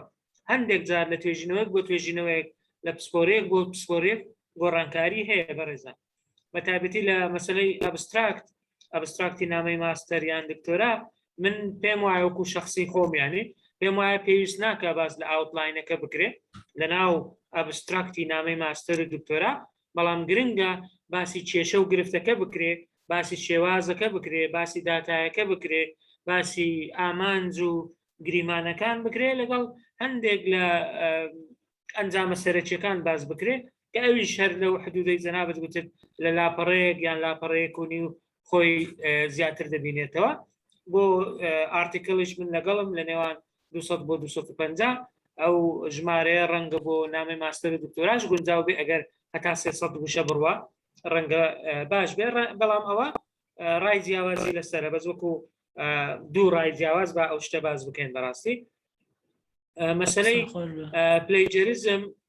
پلەیجەریزم بەڕاستی زۆر بابەتێکی هەستیارە. سۆفتوێر و بەرنامەی جیاجیا هەیە بۆ دۆزینەوەی ڕێژەی پلەیجەریزم، ڕێژەی دزینەکە، هەم لە ڕووی سۆفتوێرەوە هەم لە ڕووی ئەو زانکۆیانە تا چ ڕادەیەک تا چ ڕێژەیەک مەقبولە. هەندێک زانکۆ تا 120 وەردەگرن، هەندێک زانکۆ زیاتریان کردووە، هەندێک گۆڤار تا لەژێر 120 وەردەگرن، هەندێکی لە 125 و 30 وەردەگرن. ئەوە بە گوێرەی سیستەمی ئەو زانکۆی تۆ نامەکەی تێدا دەنووسی یان ئەو گۆڤارەی تۆ توێژینەوەکەی بۆ دەنێری، ئەوە حکمی لەسەر دەدرێت. بەڵام ڕێگای تریش هەیە بۆ خۆپەڕاندنەوە، نەک خۆدزینەوە. من لەگەڵ خۆدزینەوە نیم، بەڵام خۆپەڕاندنەوە لەگەڵ پلەیجەریزم ئەوەیە پارەفرێزێکی باش بکەین، نەک تەنها با بڵێن هەر وشە لە جێی وشە دابنەی. و بە تایبەتیش بەڕێزان ئەگەر شت بە کۆپی پێیست بێنی پلەیجەریزمەکەت زۆر زیاتر دەبێت. ئەگەر بە کۆپی پێیست بێنی، ئەگەر لە ناو ئارتیکڵێکی ئینتەرنێت شتێک بە پەرەگرافێک کۆپی بکەی بێ پێیستی بکەی لە ناو فایلەکەی خۆت لەوێ دەستکاری بکەی، ڕوا بکە پلەیجەریزمەکە وەکو خۆی دێ. بەڵام ئەگەر هەمان ئەو پەرەگرافە بەس بە خۆت دووبارە تایپی بکەیەوە، ئەوە ڕێژەی پلەیجەریزمەکە کەمتر دەبێتەوە. جگە لەوەش تۆ دەکرێت پێش ئەوەی بابەتەکەی خۆت سەبمیت بکەی بە شێوەی ڕسمی خۆت لە پلەیجەریزمی بدەیت. پلەیجەریزم وەکو گوتمان سۆفتوێری زۆرە، دەکرێت ئەگەر ئەوانەی فریشن بە خۆڕایشن هاوکارت من لەوەی ڕێژەیەکی تەقریبیت پێ بدەن، نەک 100% ئەوە، بەڵام پێت دەڵێت تۆ لە چ حدودێکی تاکو بتوانانی چارەسەری بکەی، نەگە تۆ تەقدیم بکەی ئەو دوایی بۆت بگەڕێتەوە بڕێ ڕێژەکەت ئەوەندێ دەبێت کەمی بکەیەوە. بەڕاستی مەسەلەیەکی حساسە. هیوادارم هەموو توێژەران هەم بتوانن شارەزایی زیاتر بن لە چۆنێتی ئەژمارکردنی ڕاژەکانی پلەیجەریزم. پلەیجەریزم هەندێک جار تەنها وشە بە وشە نییە، هەندێک جار لەسەر ئاستی وشە، هەندێک جار لەسەر ئاستی وەکو دەڵێ فرێز، و هەندێک جار لەسەر ئاستی ڕستە بە دەردەکەوێت.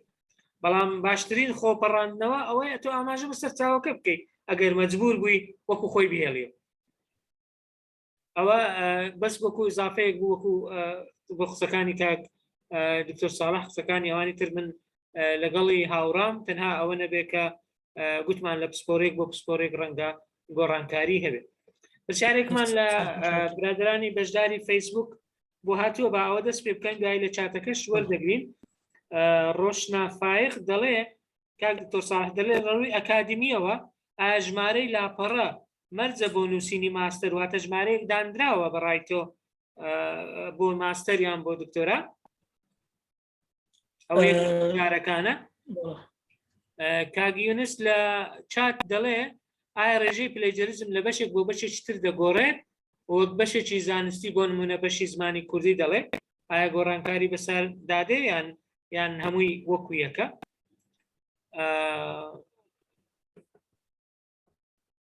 دەستخۆشی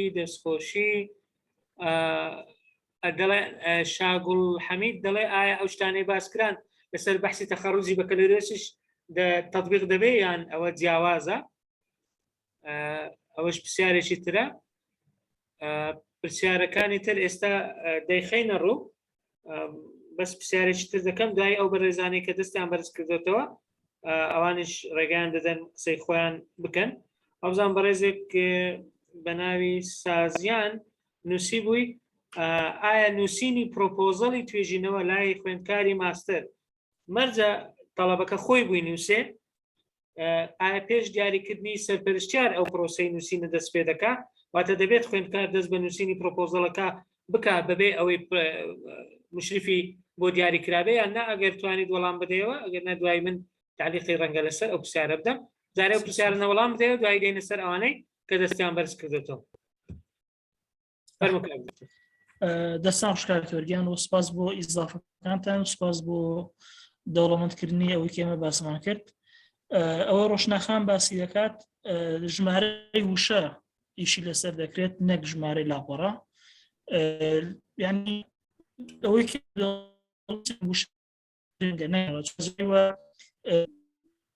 خشتەی زۆری تێدەکەوێت فیگەری زۆری تێدەکەوێت داگرانی زۆری تێدەکەوێت زانکۆ بۆ زانکۆش تەبعاً هینەکانی خۆی جیاوازە بەڵام بە ئێمە تەعامل لەگەڵ ژمارەی وشە دەکرێت بە چ ماستەر بێت چ دکتۆرا بێت و پسپۆڕەکانیش دەگۆڕێت پسپۆڕی زانستی سروشتی لەگەڵ زانستی مرۆڤاتی ئەوە کاکیونیسیش باسی ڕێژەی پێجریزم جەنابەتان ڕژێت پێکە تۆزێک لەمەوبەر ئەوەشان دەکوێتە سەر ئاستی خوێندنەکە چەند باڵایە تا باڵاتر بێت ئاستەکە دەبێت کەمتر بێت اینجا زانکۆ و زانکۆش ڕێژەکە دەگۆڕە کاکتۆر ئاماژەی بۆکە دەوێت کاکیونیس گوێ لەو بێ لەو کاتەدا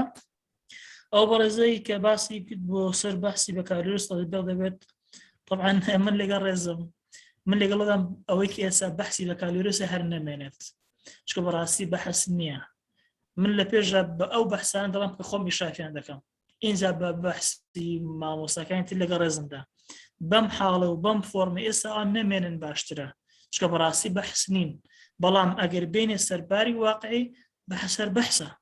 بەڵێ بەحسی بە کالۆرێز بێ ماستەر بێت دکتۆرا بێ هەر بەحسێک بێت بەڵێ خاڵ بە خاڵی ئەمانی لەسەر جێبەجێ دەبێت خاڵ بە خاڵ بەس هەرمە و بەحسانە یان باش بکرێن یان نەمێنن ئەوانەی ماوەسای زانکۆن لەوانەیە لە مەبەستەکەم تێبگەن ئەوەی سازیان خانیش باسی پرۆپۆزەڵی کرد طبعاً کاکتۆریمدا زۆر لە من ئەزمموی زیاتر لەوە من یەخس دەکەم و هیوادارم کاکتۆر ڕوونکردنەوەی زیاتر بدات بەس ئەوەندەی کە من بزانم مەسلەی پرۆپۆزەڵ پەیوەندی بە هەردووشیانەوە هەیە هەم توێژەر هەم مشریف طبعاً جارێکیش دڵم ینی ئەو پرسیارانی کەکرا هەمووی پەیوەندی بە ڕێنماکانی زانکۆکەوە هەیە زانکۆ بۆ زانکۆ دەگۆڕێت لە هەر زانکۆیەک بە جۆرێک جەکانی پرۆپۆزەڵ ینی ئاماژیان پێکراوە بەڵام ئەوەندەی کە من بیزانم هەردووچیان بەیەکەوە دەبێت پێشتر دوو کەس ڕێ بکەون مشریف و تەڵەبە بەیەکەوە پرۆپۆزەڵەکە دەکەن و هەنگاوەکانی پرۆپۆزەڵەکەش دەبێت ئەپرۆچەکە دیاری بکەن مێتۆدۆلۆژی دیاری بکەن تایتڵەکە طبعاً لەسەر هەموو شتێکەوە دیاری بکەن ئەو خەتووە گرنگانە باکگراوندی ئیشەکە دیاریکەن ئەمانە بەیەکەوە ئیش کەسە دەکەن و تەقدیم دەکەن کاکتۆریش حتمما شتی زیاتر جوانتری لا دەربارەی ئەو دەستت خۆش کاکتۆر ساڵح زۆر سپاس بۆ وەڵامدانەوەکان سەبارەت ئەو پرسیارەی کە ئایا پرۆپۆزەڵ تەڵەبە خۆی دەینووسێ یان بەبێ دیاریکردن سەر پرسیار دەست پێ بکایان نە من پێم وایە نووسینی پرۆپۆزەڵ کارێکی ئەوە ئاسان نییە ڕەنگە بە تایبەتی لە قۆناغی ماستەر ڕەنگە تەڵەبەکە شارەزایەکی ئەو تۆی نەبێ پێویستی بە کەسێکە هاوکاری بکە ئەو کەسە ئایا سەرپەرشتیاری بێ یان هاوپیشەکەی هاوپیشەیەک بێ یان هاوکارێکی بێ بەڕاستی بەڵام من لەگەڵ ئەوم بەڵێ پێش دیاریکردنی سەرپەرشتیار ئیشی لەسەر بکرێت بەڵام مەرج نییە شێوە کۆتاییەکەی وەربگرێت بەڵام گرنگە تۆ پێشەوەی سوود لە کاتەکە وەربگریت چونکە بە تایبەتی بۆ ماستەر بەڕاستی خۆی خوێندنەکە هەمووی 2 ساڵە ئەگەر تۆ کۆرساتت تەواو کرد بێ 6 مانگت ڕۆیشتووە ئەگەر ئەو هاوینەت لێ ڕۆیشت بێ 2 مانگی ترت ڕۆیشتووە ئەگەر چاوەڕێ بکەی هەتا مشرفدا دەندرێ ڕەنگە کاتێکی زۆری بووێ لەبەرەوە من پێم وایە دەبێت تەڵەبەکە خۆی کار لەسەر پرۆپۆزەڵ بکە بەڵام مەرج نییە هەموو بەشەکانی ئامادە بکە بە تایبەتی ناونیشان هەن عەلەقەل تۆپیک یان چەند تۆپیکێکی دیاریکراوی ئامادە کردبێ دەکرێت دواتر بیخاتە سەر شێوەی پرۆپۆزەڵ بەڵام زۆر گرنگە کاری کردبێ کاری گەڕان ئایا ئەو توێژینەوانە کراوە نەکراوە بوارەکەی دیاری بکە پسپۆڕەکەی نزیک بکاتەوە ئەگەر نەشی کاتە ناونیشانی کۆتایی بەڵام چەند ڤێرژنێک یان چەند وەشانێکی جیاواز لە دەوروبەری ئەو بابەتەی هەبێ بۆی ئەگەر هاتوو یەکێکیش ڕەفزکرا لەلایەن لیژنەی زانستی بەشەوە یان لەلایەن سەرپەرشتیارێک کە دوایتر بۆی دادەندرێ ئەو پلانی بی و پلانی سیشی هەبێ بۆیە دەمەوێت ینی پێویستە سوود لە کاتەکە وەربگرن بەڵێ ئیش بکەن لەسەری بەڵام مەرج نییە بگاتە مەرحەلەی کۆتایی ئایا ئیشی خوێندکارە قوتابیە یان ئیشی سەرپەرشتیارە وەکو کاکتۆر ساڵح وتی ئیشی هەردووچیانە پەیوەندی بە هەردووچیانەیە ئەگەر من سەرپەرشتیارێک بم بابەتێک تەڵەبەکە بۆ من دێنێ ئەگەر من پێی رازی نەبم ڕەنگەیشەکە سەرکەوتو نەبێ بە پێچەوانەشەوە ئەگەر منیش پێشنیاری شتێک بکەم بەڵام لەگەڵ حەز و ئارەزوو توانای تەڵەبەکە نەگونجێ ڕەنگە سەرکەوتو نابێت لەبەرەوە دەبێ هەماهەنگیەک هەبێ لە بینی هەردووچیان لە بینی حەز و لە بینی گونجانی ئەو ئاستی ئەو توێژینەوەی لەگەڵ ئاستی تەڵەبەکە ئاستی لەگەڵ ئاستی خوێندنەکەی ئایا ماستەرەیان دکتۆرە بەپێی ئەو کاتێکە لە بەردەستێتی باوەڕێزانەوە گرن کە لە مێژە دەستیان بەرز کردێتەوە بۆ پرسیارەکانی داهاتوو لەلای من بەپێی ئەو ڕیزبەندیە ناجح ئەحمەد دوایی ڕزگار ڕەنزدە ڕزگار دوای زێڕین مینە دوایش سەیران. ناجح ئەحمەد بفەرموو مایکەکەت بکەوە و پرسیارەکەت بکە ئەگەر بەڕێزان هاوکاری کامەرانتان بن بە کورتی بێ زۆر مەمنون دەبێت. دەستان خۆش بێت یۆتان لێمە بەڕێزان. بەڵێ بەڵێ وەڵام من دەستخۆشیم هەیە و هەم پێشنیارێکیشم هەیە دوای سەرکەوتنتان بۆ خوازم هیوادارم ئەم جۆرە کۆرسانە و سیمیرانەتانە بەردەوامی هەبێت چونکە یەکێکە لەوانەی کە لە ناوەندی زانکۆیە و خوێندکاران بە تایبەتی دەردەدڵیان هەیە لەگەڵ یا بە حکومی ئێمە مامەڵی ڕاستەوخۆمان لەگەڵ خوێندکارەکان هەیە و خۆشمان بەردەوام پێویستمان بە بیرخستنەوە هەیە لەسەر ئەم جۆرە بابەتانە و بە تایبەتی لەسەر چۆنیەتی نووسینی توێژینەوەی زانستی. بەڵام لە بابەتێکی وایە تۆ ناکرێت لە سەرەتاوە واتە لە ئەبستراکتەوە تا کۆتایی کۆنکلوژن لە سەعاتێکە یان نیو سەعاتان باز بکرێت. بۆیە من پێم باشە ئەگەر شتێکی وا هەبوو فۆکەس لەسەر لایەنێک بۆ نمونە ئەم سیمینارە لەسەر تەنها بۆ نمونە لەسەر ئەیمی ڕسێرچ وایە لەسەر پرسیارکردنی ڕسێرچەکە بواە ینی لەسەر هایپۆتیسەکان بواە ینی فۆکەسیان لەسەر شیکار وایە. بۆ نمونە ئێمە چێک لەو کێشانی کە هەمانە ئێستا زۆر بە مامۆستا و خوێندکارەکان ئەڵێم بۆچی زۆر جار کوالیتیتیڤ ڕسێرچ بۆ شیکار ناکەن ئەڵێ ئێمە زانیاریمان کەم لەسەریە لەبەرەوە دایماچین بۆ کوانتیتیتیڤ واتە بۆ ڕسێرچی چەندایەتی نەک چۆنیەتی. مەسەن ئەگەر فۆکەسمان لەسەر دانەیەک لەوانە بێت لەوانەیە زۆر باشتر بێ و اینجا سیمینارەکەش جۆرێک لە بەردەوامی هەیە نەگەوەی ئێمە لە سیمینارێکە هەمووی دابڕێژین ڕەنگە فۆکەسمان دوور بێتەوە لەوەی کە مەبەستمانە بگات لە سیمینار. دەستان خۆش بێ و من هەرەوەندەم هەیە و هیوای سەرکەوتنتان بۆ خواست. زۆر سپاس بۆ پێشنیارەکە لە جێ خۆیەتی ئینشاڵڵا ئەکەیت ڕەچاوی دەکەین بۆ سوودی گشتی. مامۆستا ڕەنجدەر ڕزگار کاک ڕەنجدەر فەرموو. سڵاتان لێبی و کاتتان باش. دەستان خۆشبی. سەرەتا وڵا پێشنیارەکەم بۆ دکتۆر هیندات هەبوو. سپاس حەفوو. دکتۆر وڵا ئەو بڕوانامانەیە کە دروست دەکرێ بەڕێی من چووکە زنجیرەیە پێم باشە ینی لەناو دیزاین و ئەلوان و شتەکان کۆمەڵە گۆڕانکاری تێدا بکرێ هەر ینی هەر چالاکێک و هەر بڕوانامەیەک هەمووی وەکو یەک نەوی وەکو پێشنیار جا بکرێتەوە هەر بەشوی هەریز نەوی وەکو ڕەنگیش دەستکاری بکرێتن شتێکی چاک دەبێتن. زۆر باشە گەیشت بە تاکید وا دەکەیت. زۆر سپاس دەست خۆش بین. سەبارەت بەو ئەوەی ئەمڕۆ زۆر ینی بابەتێکی زۆر گرنگ بوو زۆربەمان ئەو کێشانەمان هەیە بە تاکید ینی یەکە لە هەرە کێشەکان کە زۆربەی کات ینی هەموو ئەو مامۆستایانێک کە تەجروبەیان هەیە کاریان کردیان گەورەترین کێشان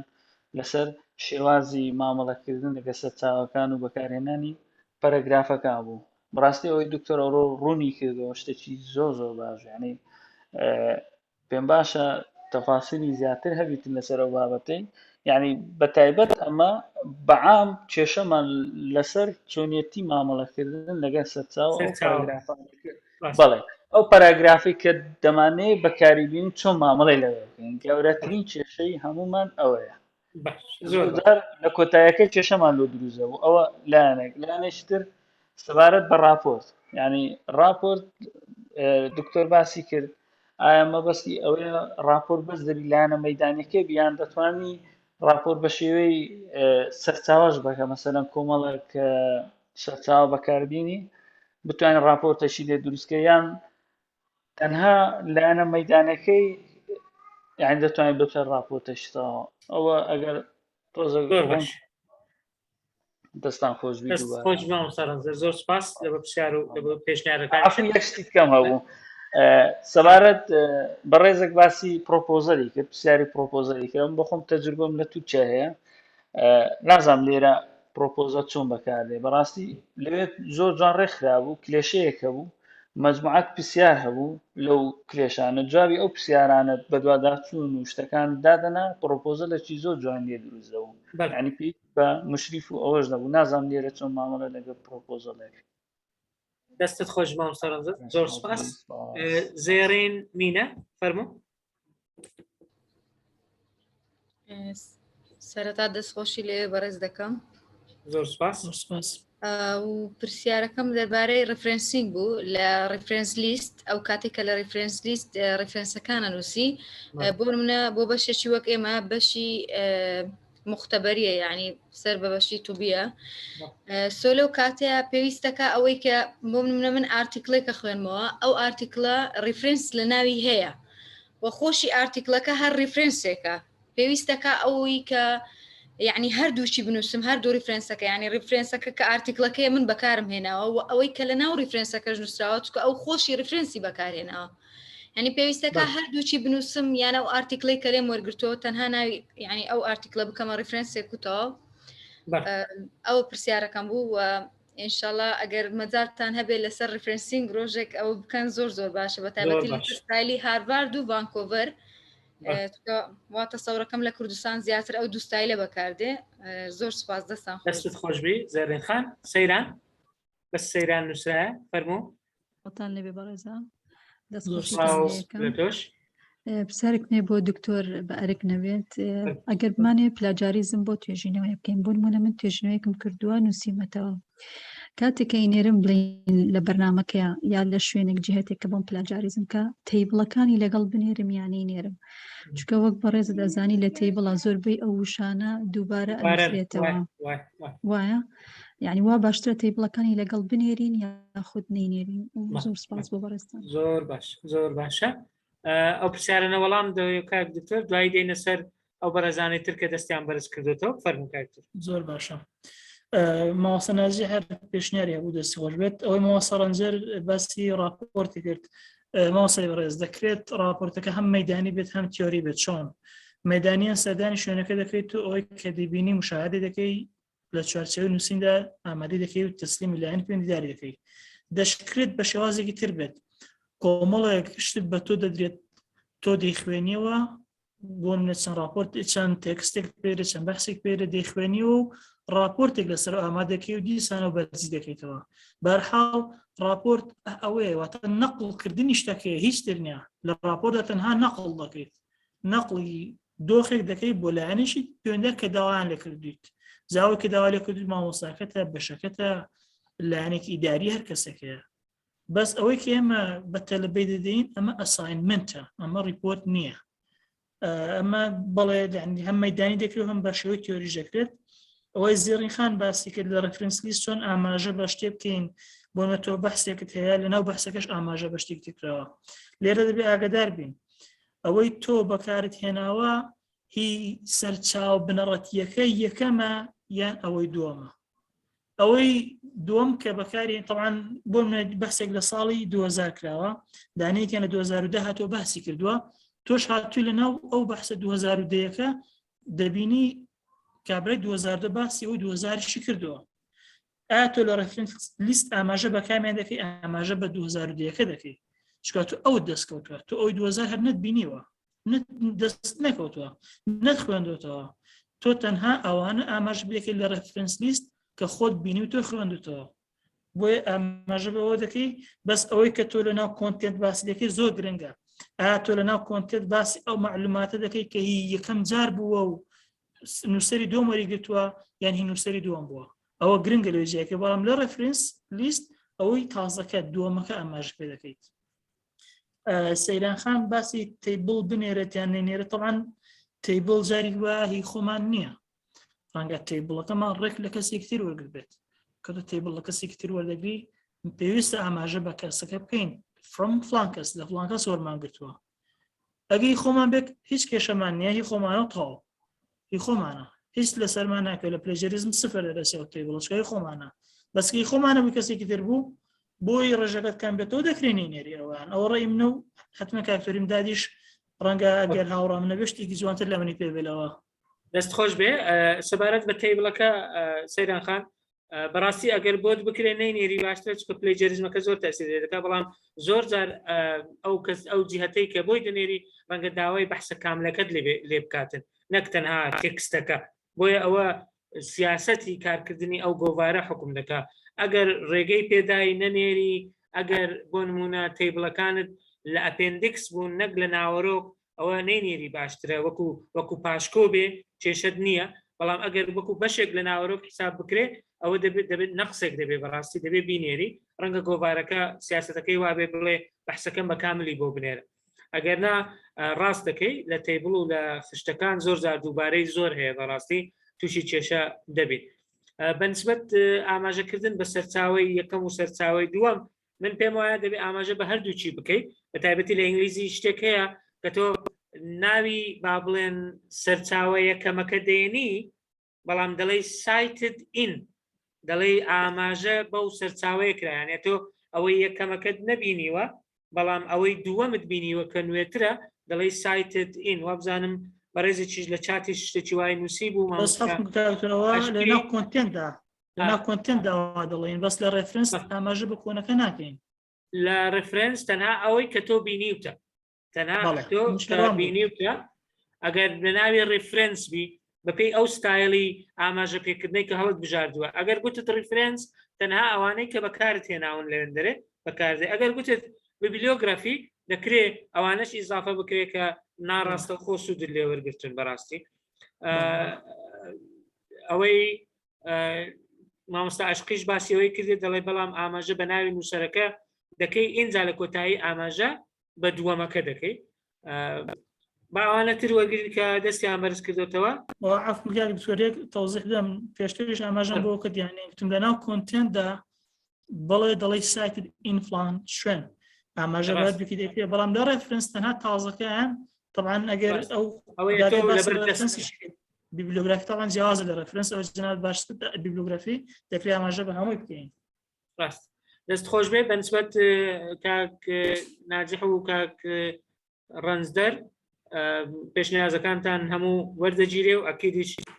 کاری لەسەر دەکەین گوتیشمان بە وێبینارێکی نەوەت خولەکی ناتوانین هەموو بەشەکانی توێژنەوەی ئەکادمی باز بکەین بەڵام باشترە لەوەی کە هەر نەیکەینیان تا کات دەبێت بۆ ئەوەی بە زنجیرە چەند خاڵێک بکەین بەڕێزان تکایە ئەگەر بە کورتی بیکەن زۆر باشە با زۆرترین کەس سود وەرگێ ئامینە عەبدوڵڵا ئامینە خان دوایی عەبدولقادر عەبدوڵڵا محەممەد دوایش گۆران ئەبوو بەکر ئەو کاتتان باش باشتر دەستەکانتان خۆشبی زۆر سپاس بۆ ئەمڕۆکردنەوەانە طبعا پرسیارێک و تێبینیەکم هەیە لەسەر ئەوەی کە ئەگەرە تو ئەم بەخۆم زۆر بەکارم هەیە کاتێک بەحسێک دەکەیەوە ئاماژەی بە شتێکدا لە مەسادرێکی تر وەریگرتیە ئەگەر بتێ ئاماژە بە مەسادرەکەی تر بکەی دەبی بگەڕێ و سەر مەزدەری ئەسلی چکە بەخۆمان زۆر ئەوەمان کردە کاتێک ئەوەکەمان پێ باش باستانێتونێ کتابەکەمان هینایە ئەنجە ئاماژەمان بەویشدا ئەبینا دەبی ئاماژە بە ئەوەی دووەم دێتەوەن باستان کرد دەستان خۆش بێ پرسیارێکی تر نووسینی مەسادر بە شێوەی هارڤارد دەبێ یان شیکاغۆ زۆر سپاس لە کولیەی ئێمە باسییان کرد موافقیان وەرگرتیە دەیکەنەوە شیکاغۆ طبعاً هارڤارد نووسینی ئاسانترە بەڵام بۆ ڕیسالە طبعاً شیکاغۆ جوانتر لە هامشەکەی دەنووسێ زۆر سپاس بۆ ئێوەش کاک عەبدولقادر عەبدوڵڵا محەممەد موسای فەرموو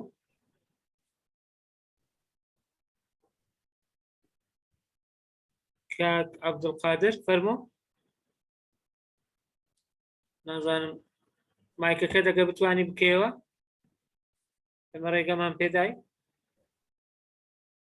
ئەگەنا دێینەوە لات دەچینە لای کاک دارێکی تریش بانجی دەکەین کاک عەبدولقادر فەرموو زۆر باشە دیارە ناتوانێت مایکەکەی بکاتەوە یان کێشەیەکی تەکنیکیە کاک گۆران ئەبوو بەکر قادر فەرموو بەڕێزان سڵاو لە ئێوەش دەستان خۆش بە ماندوو نەبن من بە خێرا یەک دوو خاڵ باسەکەم یەکەمیان سەبارەت بۆ بەڕێزەی کە باسی لە ئەوە کرد کە بۆ نمونە بابەتەکان وەکو کۆرسێک باس بکرێ ئەوەی کە لەسەر توێژینەوەیە من بە تەواوی هاوڕام لەبەرەوەی بابەتی توێژینەوە بابەتێکی گرنگەوە دوور و درێژە جەنابیتان ئاماژەتان پێدا لەو حاڵەتەیە ئەتوانن ئەگەر سیاسەتی خۆتان نەزانێ ویستان تەنها باسی نووسینەوەی توێژینەوە بکەن وەکۆی ئەمڕۆ بۆ نمونە ئەوە بابەتێکە بتانێت بە کۆرسە باسیکەن یان ئەگەر بتانەوێت پرۆسەی توێژینەوە کە نووسینەوە بەشێکی پرۆسی توێژینەوەیە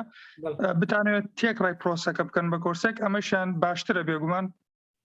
لەو کاتەدا بۆ نمونە ئەو کوێشنەی کە دروستەکرێت ئەو پرۆبلمەی کە لە سەرتاوە هەیە هەتاوەکو نووسین و پابلیکیشنی شەگرێتەوە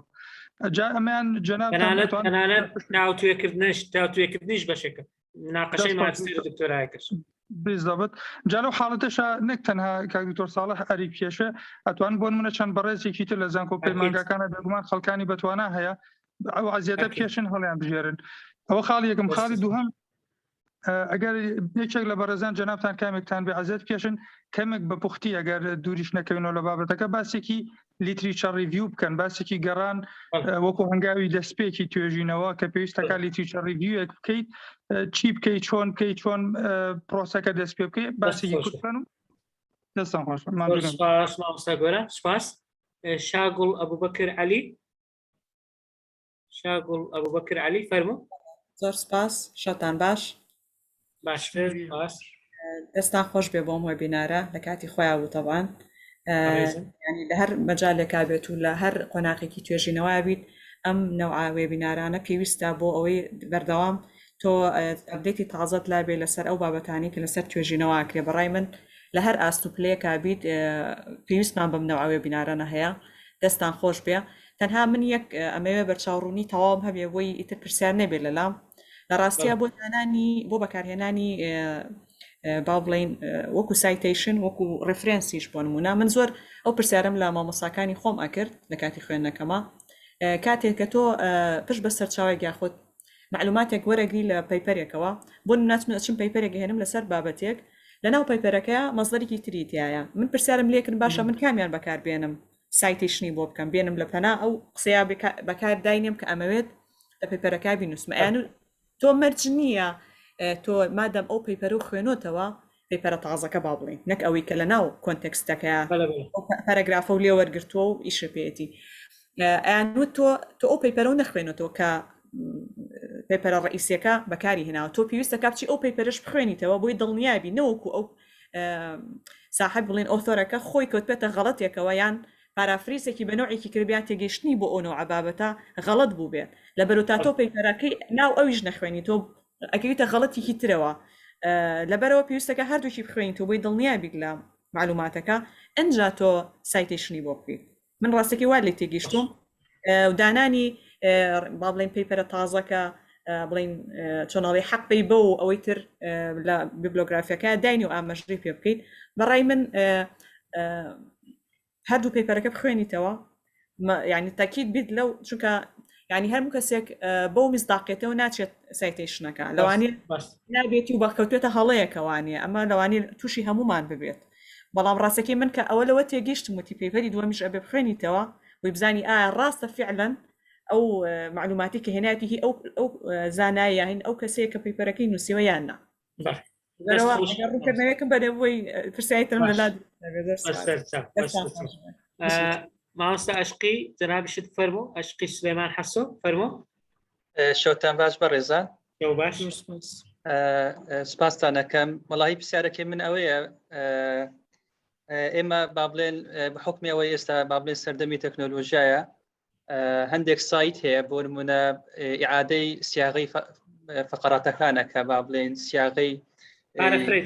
پارەفرەیسەکە هەتا بۆ ئینگلیزی بۆ عەرەبیش من لەوانەیە ئێمە هەرێکێک زۆر بەمان بۆ نمونە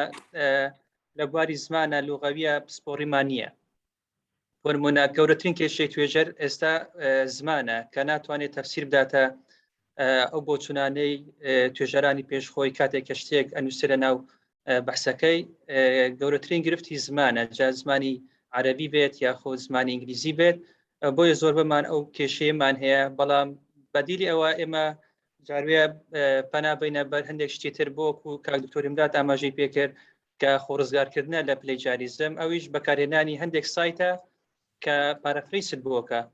من بەکارم هێناوە پارافریسی شەکات بەڵام بێ هەندێک کوربین لە هەندێک وشەکە پارافریسەکە لەوانەیە مەبەستمان ئەو شانە نەبێ ئایا تا چەند پرسیارێکی من ئەوەیە تا چەند کاک دکتۆر ساڵح با بڵێن بەڕێز کاک دکتۆریمدات بە حوکمەوەی کە شارەزایەکی باشتریان هەیە خاوەن خیبڕان بەکار بێنین ئێمە وەکو توێژەر بۆی سوودی لەوەربگرین خۆمان ڕزگارکەین بە بەمەستی پلەیجاریزم زۆر سپاس دەستت خۆش بێ بە ئاخیر کەسی ژوەر بگرین کاکتۆر ساڵح لەبەر دەبتە سەعات 11 و وێبینارەکە تەواو دەکەین یەکێک ئایفۆن تابان نووسرا لەلای من ئەگەر بفەرمووی دەستی بەرز کردەوە سڵاتان لێ بەشەو باش راو لە ئێوەش فەرموو دەستان خۆش بێ زۆر سپاس بۆ سیمینارەکە من دوو تێبینیم هەیە ڕەنگە پرسیار نەبێ بەڵام لەبەرەوەی کە ژمارەیەکی زۆر مامۆستا لێرێ هەرچەند وردبوت کەم بوونەوە یەکەم پێم وایە ئەو بەشانەی کە سەرچاوەکانیان کوردیە بەشی کوردیە مێژووە جوغرافەیە هەنێ بەشی ترە سیستمی هاڤارد هیچ گونجاو نییە بووی چونکە لە سیستمی هاڤاردا کێشە لەوە نیە تۆ لەکوێ سەرچاوەکانشی کێشە لەوایەکە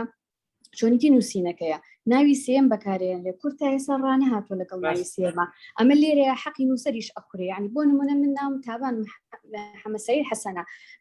لەم ولا حەسەن دەرەچێ هەماچی ئەرکو عەزابەکەم هەیە بوو بۆ حەسەن ڕۆی بۆ خۆم ناوی خۆم ون ئەبێ ئێمە ڕانە هاتوین لەسەر ئەوەی کە نازناو بەکاربێنین بەتایبەتیش ئەو ناوانەی کە زۆر باون وەکو حەسەنە ئەحمەدە بەڵێ خۆزگە ئەو شتا ینی من ئەمێ مۆزوعەکە بروژێنە مەگینا لە دەسەڵاتی من و ئێوەشانیە هەرچەند من خۆم مامۆسای بەشی کوردیم و ئەو دەرسم لایە بۆ جۆرەی لێمەوە بە هاڤارد دێڵێمەوە بە ناوی لەبەرەوەی تازە شتەکە بە یاسا هاتووە بەڵام پێم گونجاو نییە تێبینی دووەمم لەسەر لەلایەنی بەحسا زۆر گرنگە کە ئەوەی لێرە بەشدارە دەست خۆشەوەیکی لە کۆمنتەکان ئەڵێ ناوی ئافرەت نامێنێ ڕاستەکەەوە جارێ خەمەکەی من خۆمە ناوی خۆم هەروون بۆ لە ناو بەحسەکانە بڵێن نووسینی بەحسا کە زۆربەمان لێرەین تەسەوەرەکەم لە سەیانەوەمان دوایی مشریف بین لایانی دەرونی زۆر گرنگە بۆ تەلەبەکان کە لە دامانن پێویستە لایانی دەرونی خوێندکار لە قۆناغی بەکالۆرەس و ماستەر و دکتۆرا پەیڕۆ بکرێت چونکە ئەو لە حاڵەتێکی زۆر قەلەقیایە هەنێ مشریف هەیە کە ئاگەی لەو بارە دەرونی ئەو خوێندکارانیە ئێمە خۆشمان خوێندکار بووین هەموو مەرحەلەکانمان بڕیوە ئەزانین لە هەموو مەرحەلەیەکە هەر سێ مەرحەلەکەمان بڕیوە ئەزانی چەند ناخۆشە بۆیە لەسەر و هەموو ئەو یاسایانی کە لە لێکۆڵینەوە هەیە پێویستە مامۆستا سەرپەرشتیار و خوێندکارەکەش ئاگیان لە لایەنی دەرونی بێ هەم خوێندکار نەڕوخێ کۆڵ نەدا هەم سەرپەرشتیار بتوانێت لە ڕووی دەرونیەوە هاوکاری خوێندکارەکەی بکات دەستت خۆش بێ تاوابووی بەڕێزت مامۆستابە زۆر باشە کاکتۆر ساڵح با دەست پێ بکەین بە پرسیارەکان لەبەر کاتەکە زۆر باش ئەوەی ئامینە خان نازانم وەڵاهی تەرکیزم تۆزێک لاچ و لەسەری شێوازی شیکاگۆیە هارڤاردە بەڵێ شێوازی ئاماژە پێکردن ڕفرەنسینگ بە شێوەزی هارڤارد یان شیکاگۆ بزانام گوتی کۆلیژەکەیمە بڕیاری دایە بکاتە شیکاگۆ نازم شتێکی وای گوت بزانم ئەوە زیاتر زانکۆ کۆلێژەکان بخوان بڕیارە دەدەن ینی تەعمیمی دەکەن و دەبێت تر تەطبیقیکەن زیاتر ئەوەی کە بزانم ئەوەی کاگۆران باسی لیترێچەر ریڤیو کرد طبعاً کاگۆرانی بەڕێز مامۆستا گۆران ببوورە لیترێچەر ریڤیو بۆ خۆی بەشێکە لە مین بۆدی یعنی ئێمە باسماکمان چوار بەشی ئەساسی ئابستراکت ئینترۆدەکشن مین بۆدی کۆنکلوژن لیترێچەر ریڤیو خۆی بەشێکە لەناو مین بۆدی چۆن مین بۆدی تەعامل دەکەین بۆ لیترێچەر ریڤیو بە هەمان شێوە ئەگەر پرسیارەکەش ئەو لیترێچەر ریڤیو چۆنە طبعاً ئێمە چەند بەحسێکی پێشوو کە لەو ئێمە تایتڵێکمان هەیە پێش ئێمەش لەسەر ئەو تایتڵە بەحس کراوە لە وڵاتی تر لە شوێنی تر لە زانکۆی تر داخوێنینەوە لە هەرێکیان پوختەیەک وەردەبگرین بۆ نە سامپڵەکانی شوێ بووە سێتینگی شوێ بووە پرۆبڵەمی چی بووە اینجا ئەنجام کۆنکلوژنی چی بووە لە هەر بەحسێک دەکرێت پەرەگرافێکی پوخت وەربگرین ئەگەر پرسیارەکە لەسەر ئەوە بووە ئەگەرش مەبەست پێ لە هینەکەیەتی بەشێکە لە مین بۆدی لیترێچەر ریڤیو زۆر باشە مامۆستا شاگوڵ باسی هین کرد بەڵێ گوتی باسی کرد کە ینی لە ناو پەیپەرێکدا لە ناو ئارتیکڵێکدا ئاماژە بە سەرچاوەک پێشوو کراوە دەڵەوامان پێگوتراوە کە هەردووشی بخوێنەوە ئەو یەکەمیشمان دەست کرد بۆی بزانین کەسی دووەم شتەکانی بەڕاستی نەقڵ کردویاننا بە تەکیید شتێکی زۆر باشە شتێکی زۆر ماقول و جوانە کە ئێمە بۆ نمونە پێپەرێک لە ساڵی 1970 کراوە لە 2010 ئاماژێک پێکراوە گرنگە هەوەی 1970 مامۆستاشمان دەستکەوێتەوە بزانین ئەوەی 2010 بەڕاستی شتەکانی دەباس کردویانە ضرورە و گرنگە بەڵام ڕەنگە بۆ ئێمە بە تایبەتی لە کوردستان ئاکسسمان زۆر سنووردار بێت بۆی کە هەموو شتێکمان دەستکەوێت ئەو ئیشکالەمان هێدەنا گرنگە دووشی بخوێنەوە بە تاکید وایە ئەوەی مامۆستا عاشقی مەبەستی ئەوە بوو کە چەند ئەو سۆفتوێرانە بەکاربێنی ڕاستیم بۆ خۆم لەگەڵ ئەوە دانی بەکاربێنێ بە هیچ جۆرێک من قەناعەتی شخصی خۆمە تەمان لەگەڵەوەدا مشکی خۆمان بەکاربێنین بۆ پارەفرەیزنێک پرۆگرامی تر ئەوەی مامۆستابان ژێر هەر پێشنیار ڕووبینیە بوو پرسیاری نەبووە دەست خۆش بێ زۆر سپاس من سەبارەت بەوەی مامۆستا عاشقی دەڵێم ڕاستە سۆفتوێر هەیە چۆن ئێستا لە وەرجێڕان گوگل ترانسلیت هەیە بەڵام بەڕاستی کواڵیتێکی زۆر خراپە تووشی هەڵی زۆر زەقت دەکا جگە لەوە تووشی تەمبەڵیشمان دەکا ئەگەر کەلیمەکە جوانیش نەبێ وامان لێ دەکا ئێمە پشت بە خۆمان نەبەستین خۆی توێژەر دەبێ محاولەی خۆی بکە فێری تەکنیکەکانی پارەفرەیز بێ ئەگەر تو سۆفتوێرێک بۆت بکە بەڕاستی هەرگیز فێر نابی ڕاستە ناخۆشە ڕاستە زەحمەتە ڕاستە ڕەنگە ئاسان نەبێ بەڵام خۆ لە ئینگلیزی شتێک هەیە دەڵێن no pains no gains ئەگەر تۆزێک زەحمەتیش نەچێشی دەستکەوتی شت نابێ بەڵام زۆرش گرنگە تۆ ئەو شەکەت وایە ینی مامۆستای زانکۆ بەشێک لە کارەکەی توێژینەوەی زانستیە جا بۆ پڕوانامە بێ بۆ بەرزکردنەوەی پلە زانستی بێ یان بۆ توێژینەوە خۆی بێ ئەگەرە تۆ بەشێکیش گرنگی توێژینەوەش پارەفرەیز بێ مەفروزە لە ئێستاوە بڕیار بدەی خۆت بیکەی باشترە ئەگەر ناڕاستە سۆفتوێر هەیە بەڵام من متمانم بۆ سۆفتوێرانە نییە کە بە باشی شەکەت بۆ بکە ڕەنگە هەندێک کاراسانیت بۆ بکە بەڵام نابێ هەرگیز 100% پشت بەو سۆفتوێرانە ببەستی بەنسبەت دەسەڵات پیشەکەی جوانیش بێت من مشریفم قەتە تەلە بە قبوڵی ناکەم ئەو شەکات دەبێت بۆ خۆی بکە بەڕاستی مەفروز ئەوەیشی خۆی بەیە بەتاکید زۆر باشە بەنسبەت لیتریچە ڕێڤیو مامۆستا گۆران دەست خۆش بوو پێشنیارەکە کە چەند کەسێک بەیەکەوە لەسەر بەشەکان بەشە جیاجەکانی پرۆسی توێژینەوە کار بکەن ئەو پێشنیازێکی زۆر باشە کاری لەسەر دەکەن بەنسبەت لیتریچە ڕێڤیو دوو بۆچوون هەیە لەسەری ئایا لیتریچە ڕێڤیو مەبەستت بە تایبەتی بەشی دووەمی توێژینەوەیە کە بەشی دووەمەکەی زیاتر لایانی نەزەریەکەیە لەگەڵ توێژینەوەکانی پێشوو یان بەس توێژینەوەکانی پێشووە ئەچووکە بەڕاستی هەرێکە ڕای جیاواز هەیە سەبارەت بە توێژینەوەکانی پێشوو ئێمە لە ئەکادمیای مێگاماین ڤیدیۆیەکی ئامادەمان هەیە دەکرێت دوایتر لەگەڵتان بەشی بکەین بنێرین بۆتان کە چی دەبێ بکرێت چی نەکرێت ئەگەر مەبەستیشت ئەوە نەبوو ڕەنگە لە داهاتوودا لەگەڵ بەشەکانی تری توێژینەوە کاری لەسەر بکەن سەبارەت بەوەی شاگوڵخان وە بزانم دکتۆر ساڵح بە جوابیدایەوە ئەگەر بکرێ هەردوو سەرچاوە بخوێنەوە کارێکی زۆر باشە بە تایبەتی ئەگەر دەستت پێڕابگا و لەبەردەست بێ و ئەگەر هەردووکت خوێندەوە دەکرێت ئاماژەش بە هەردووچی بکەی نەک تەنها یەکێکیان ئەگەر تەنها نوێیەکەت دەستکەوت تەنها ئاماژە بە نوێیەکە بکە باشترە ئەوەی تر با بڵێن شێوازێک بەکاربێ ئایا هارڤەر بێ ڤانکوڤەر بێن یان چیکاگۆ بێ بەڕاستی ئەوە دەوەستێتە سەر ڕێنمایەکانی زانکۆ و کۆلیژەکەت دەبێت پابندبی بەوە منیش 100% لەگەڵ ئەوەی با بڵێن وەبزانم تابانخان بوویان چاگوڵخان بوو لەگەڵ ئەوەم کە لە اختصاسەکان جیاوازی هەبێ بە تایبەتی لە اختصاسە مرۆیی و زانستە کۆمەڵایەتیەکان بە کوردی و بە عەرەبی دەنووسن ڕەنگە ئاماژەکردن بە ناوی سێم زۆر زەحمەت بێت جگە لەوەی جهدەکە دەڕوا تێکەڵێکی زۆریش دروست دەبێت نایەکسانی جەندریش دروست دەبێت چونکە بە هیچ شێوێک ناوی ئافرەت نامێنێ لە ناو توێژەرەکان لەبەرەوە ناوی سێم هەموو کات ناوی باپیرە کە وەکو دەڵێ پیاوە بەڵام ئەوە پێویستە بەڕای من بۆ ئەوە پێم وایە باشترین ڕێگە ئەوەیە کۆمەڵێک لە توێژەرانی ئەو بوارانە کۆ ببنەوە و داواکاریەک پێشکەش بە وەزارەت بکەن و بەو هیوای ئەوان تێگەیشتنیان هەبێ بۆ ئەو داوای ئێوە من 100% لەگەڵ ئەو کارە کاکتۆر ساڵح گەشتێکی کۆتاییت هەبێ ئێمە دەنا کۆتایی بە وێبینارەکە دێن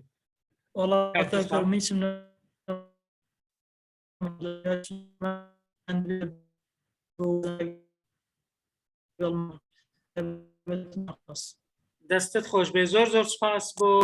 بەڕێز پرۆفسۆری یاریدەدار دکتۆر ساڵح ئیبراهیم ئەحمەد لە زانکۆی ڕابڕین کە بە سوپاسەوە لەگەڵمان بوو بۆ ماوەی 90 خولەک بۆ باسکردنی بابەتێکی زۆر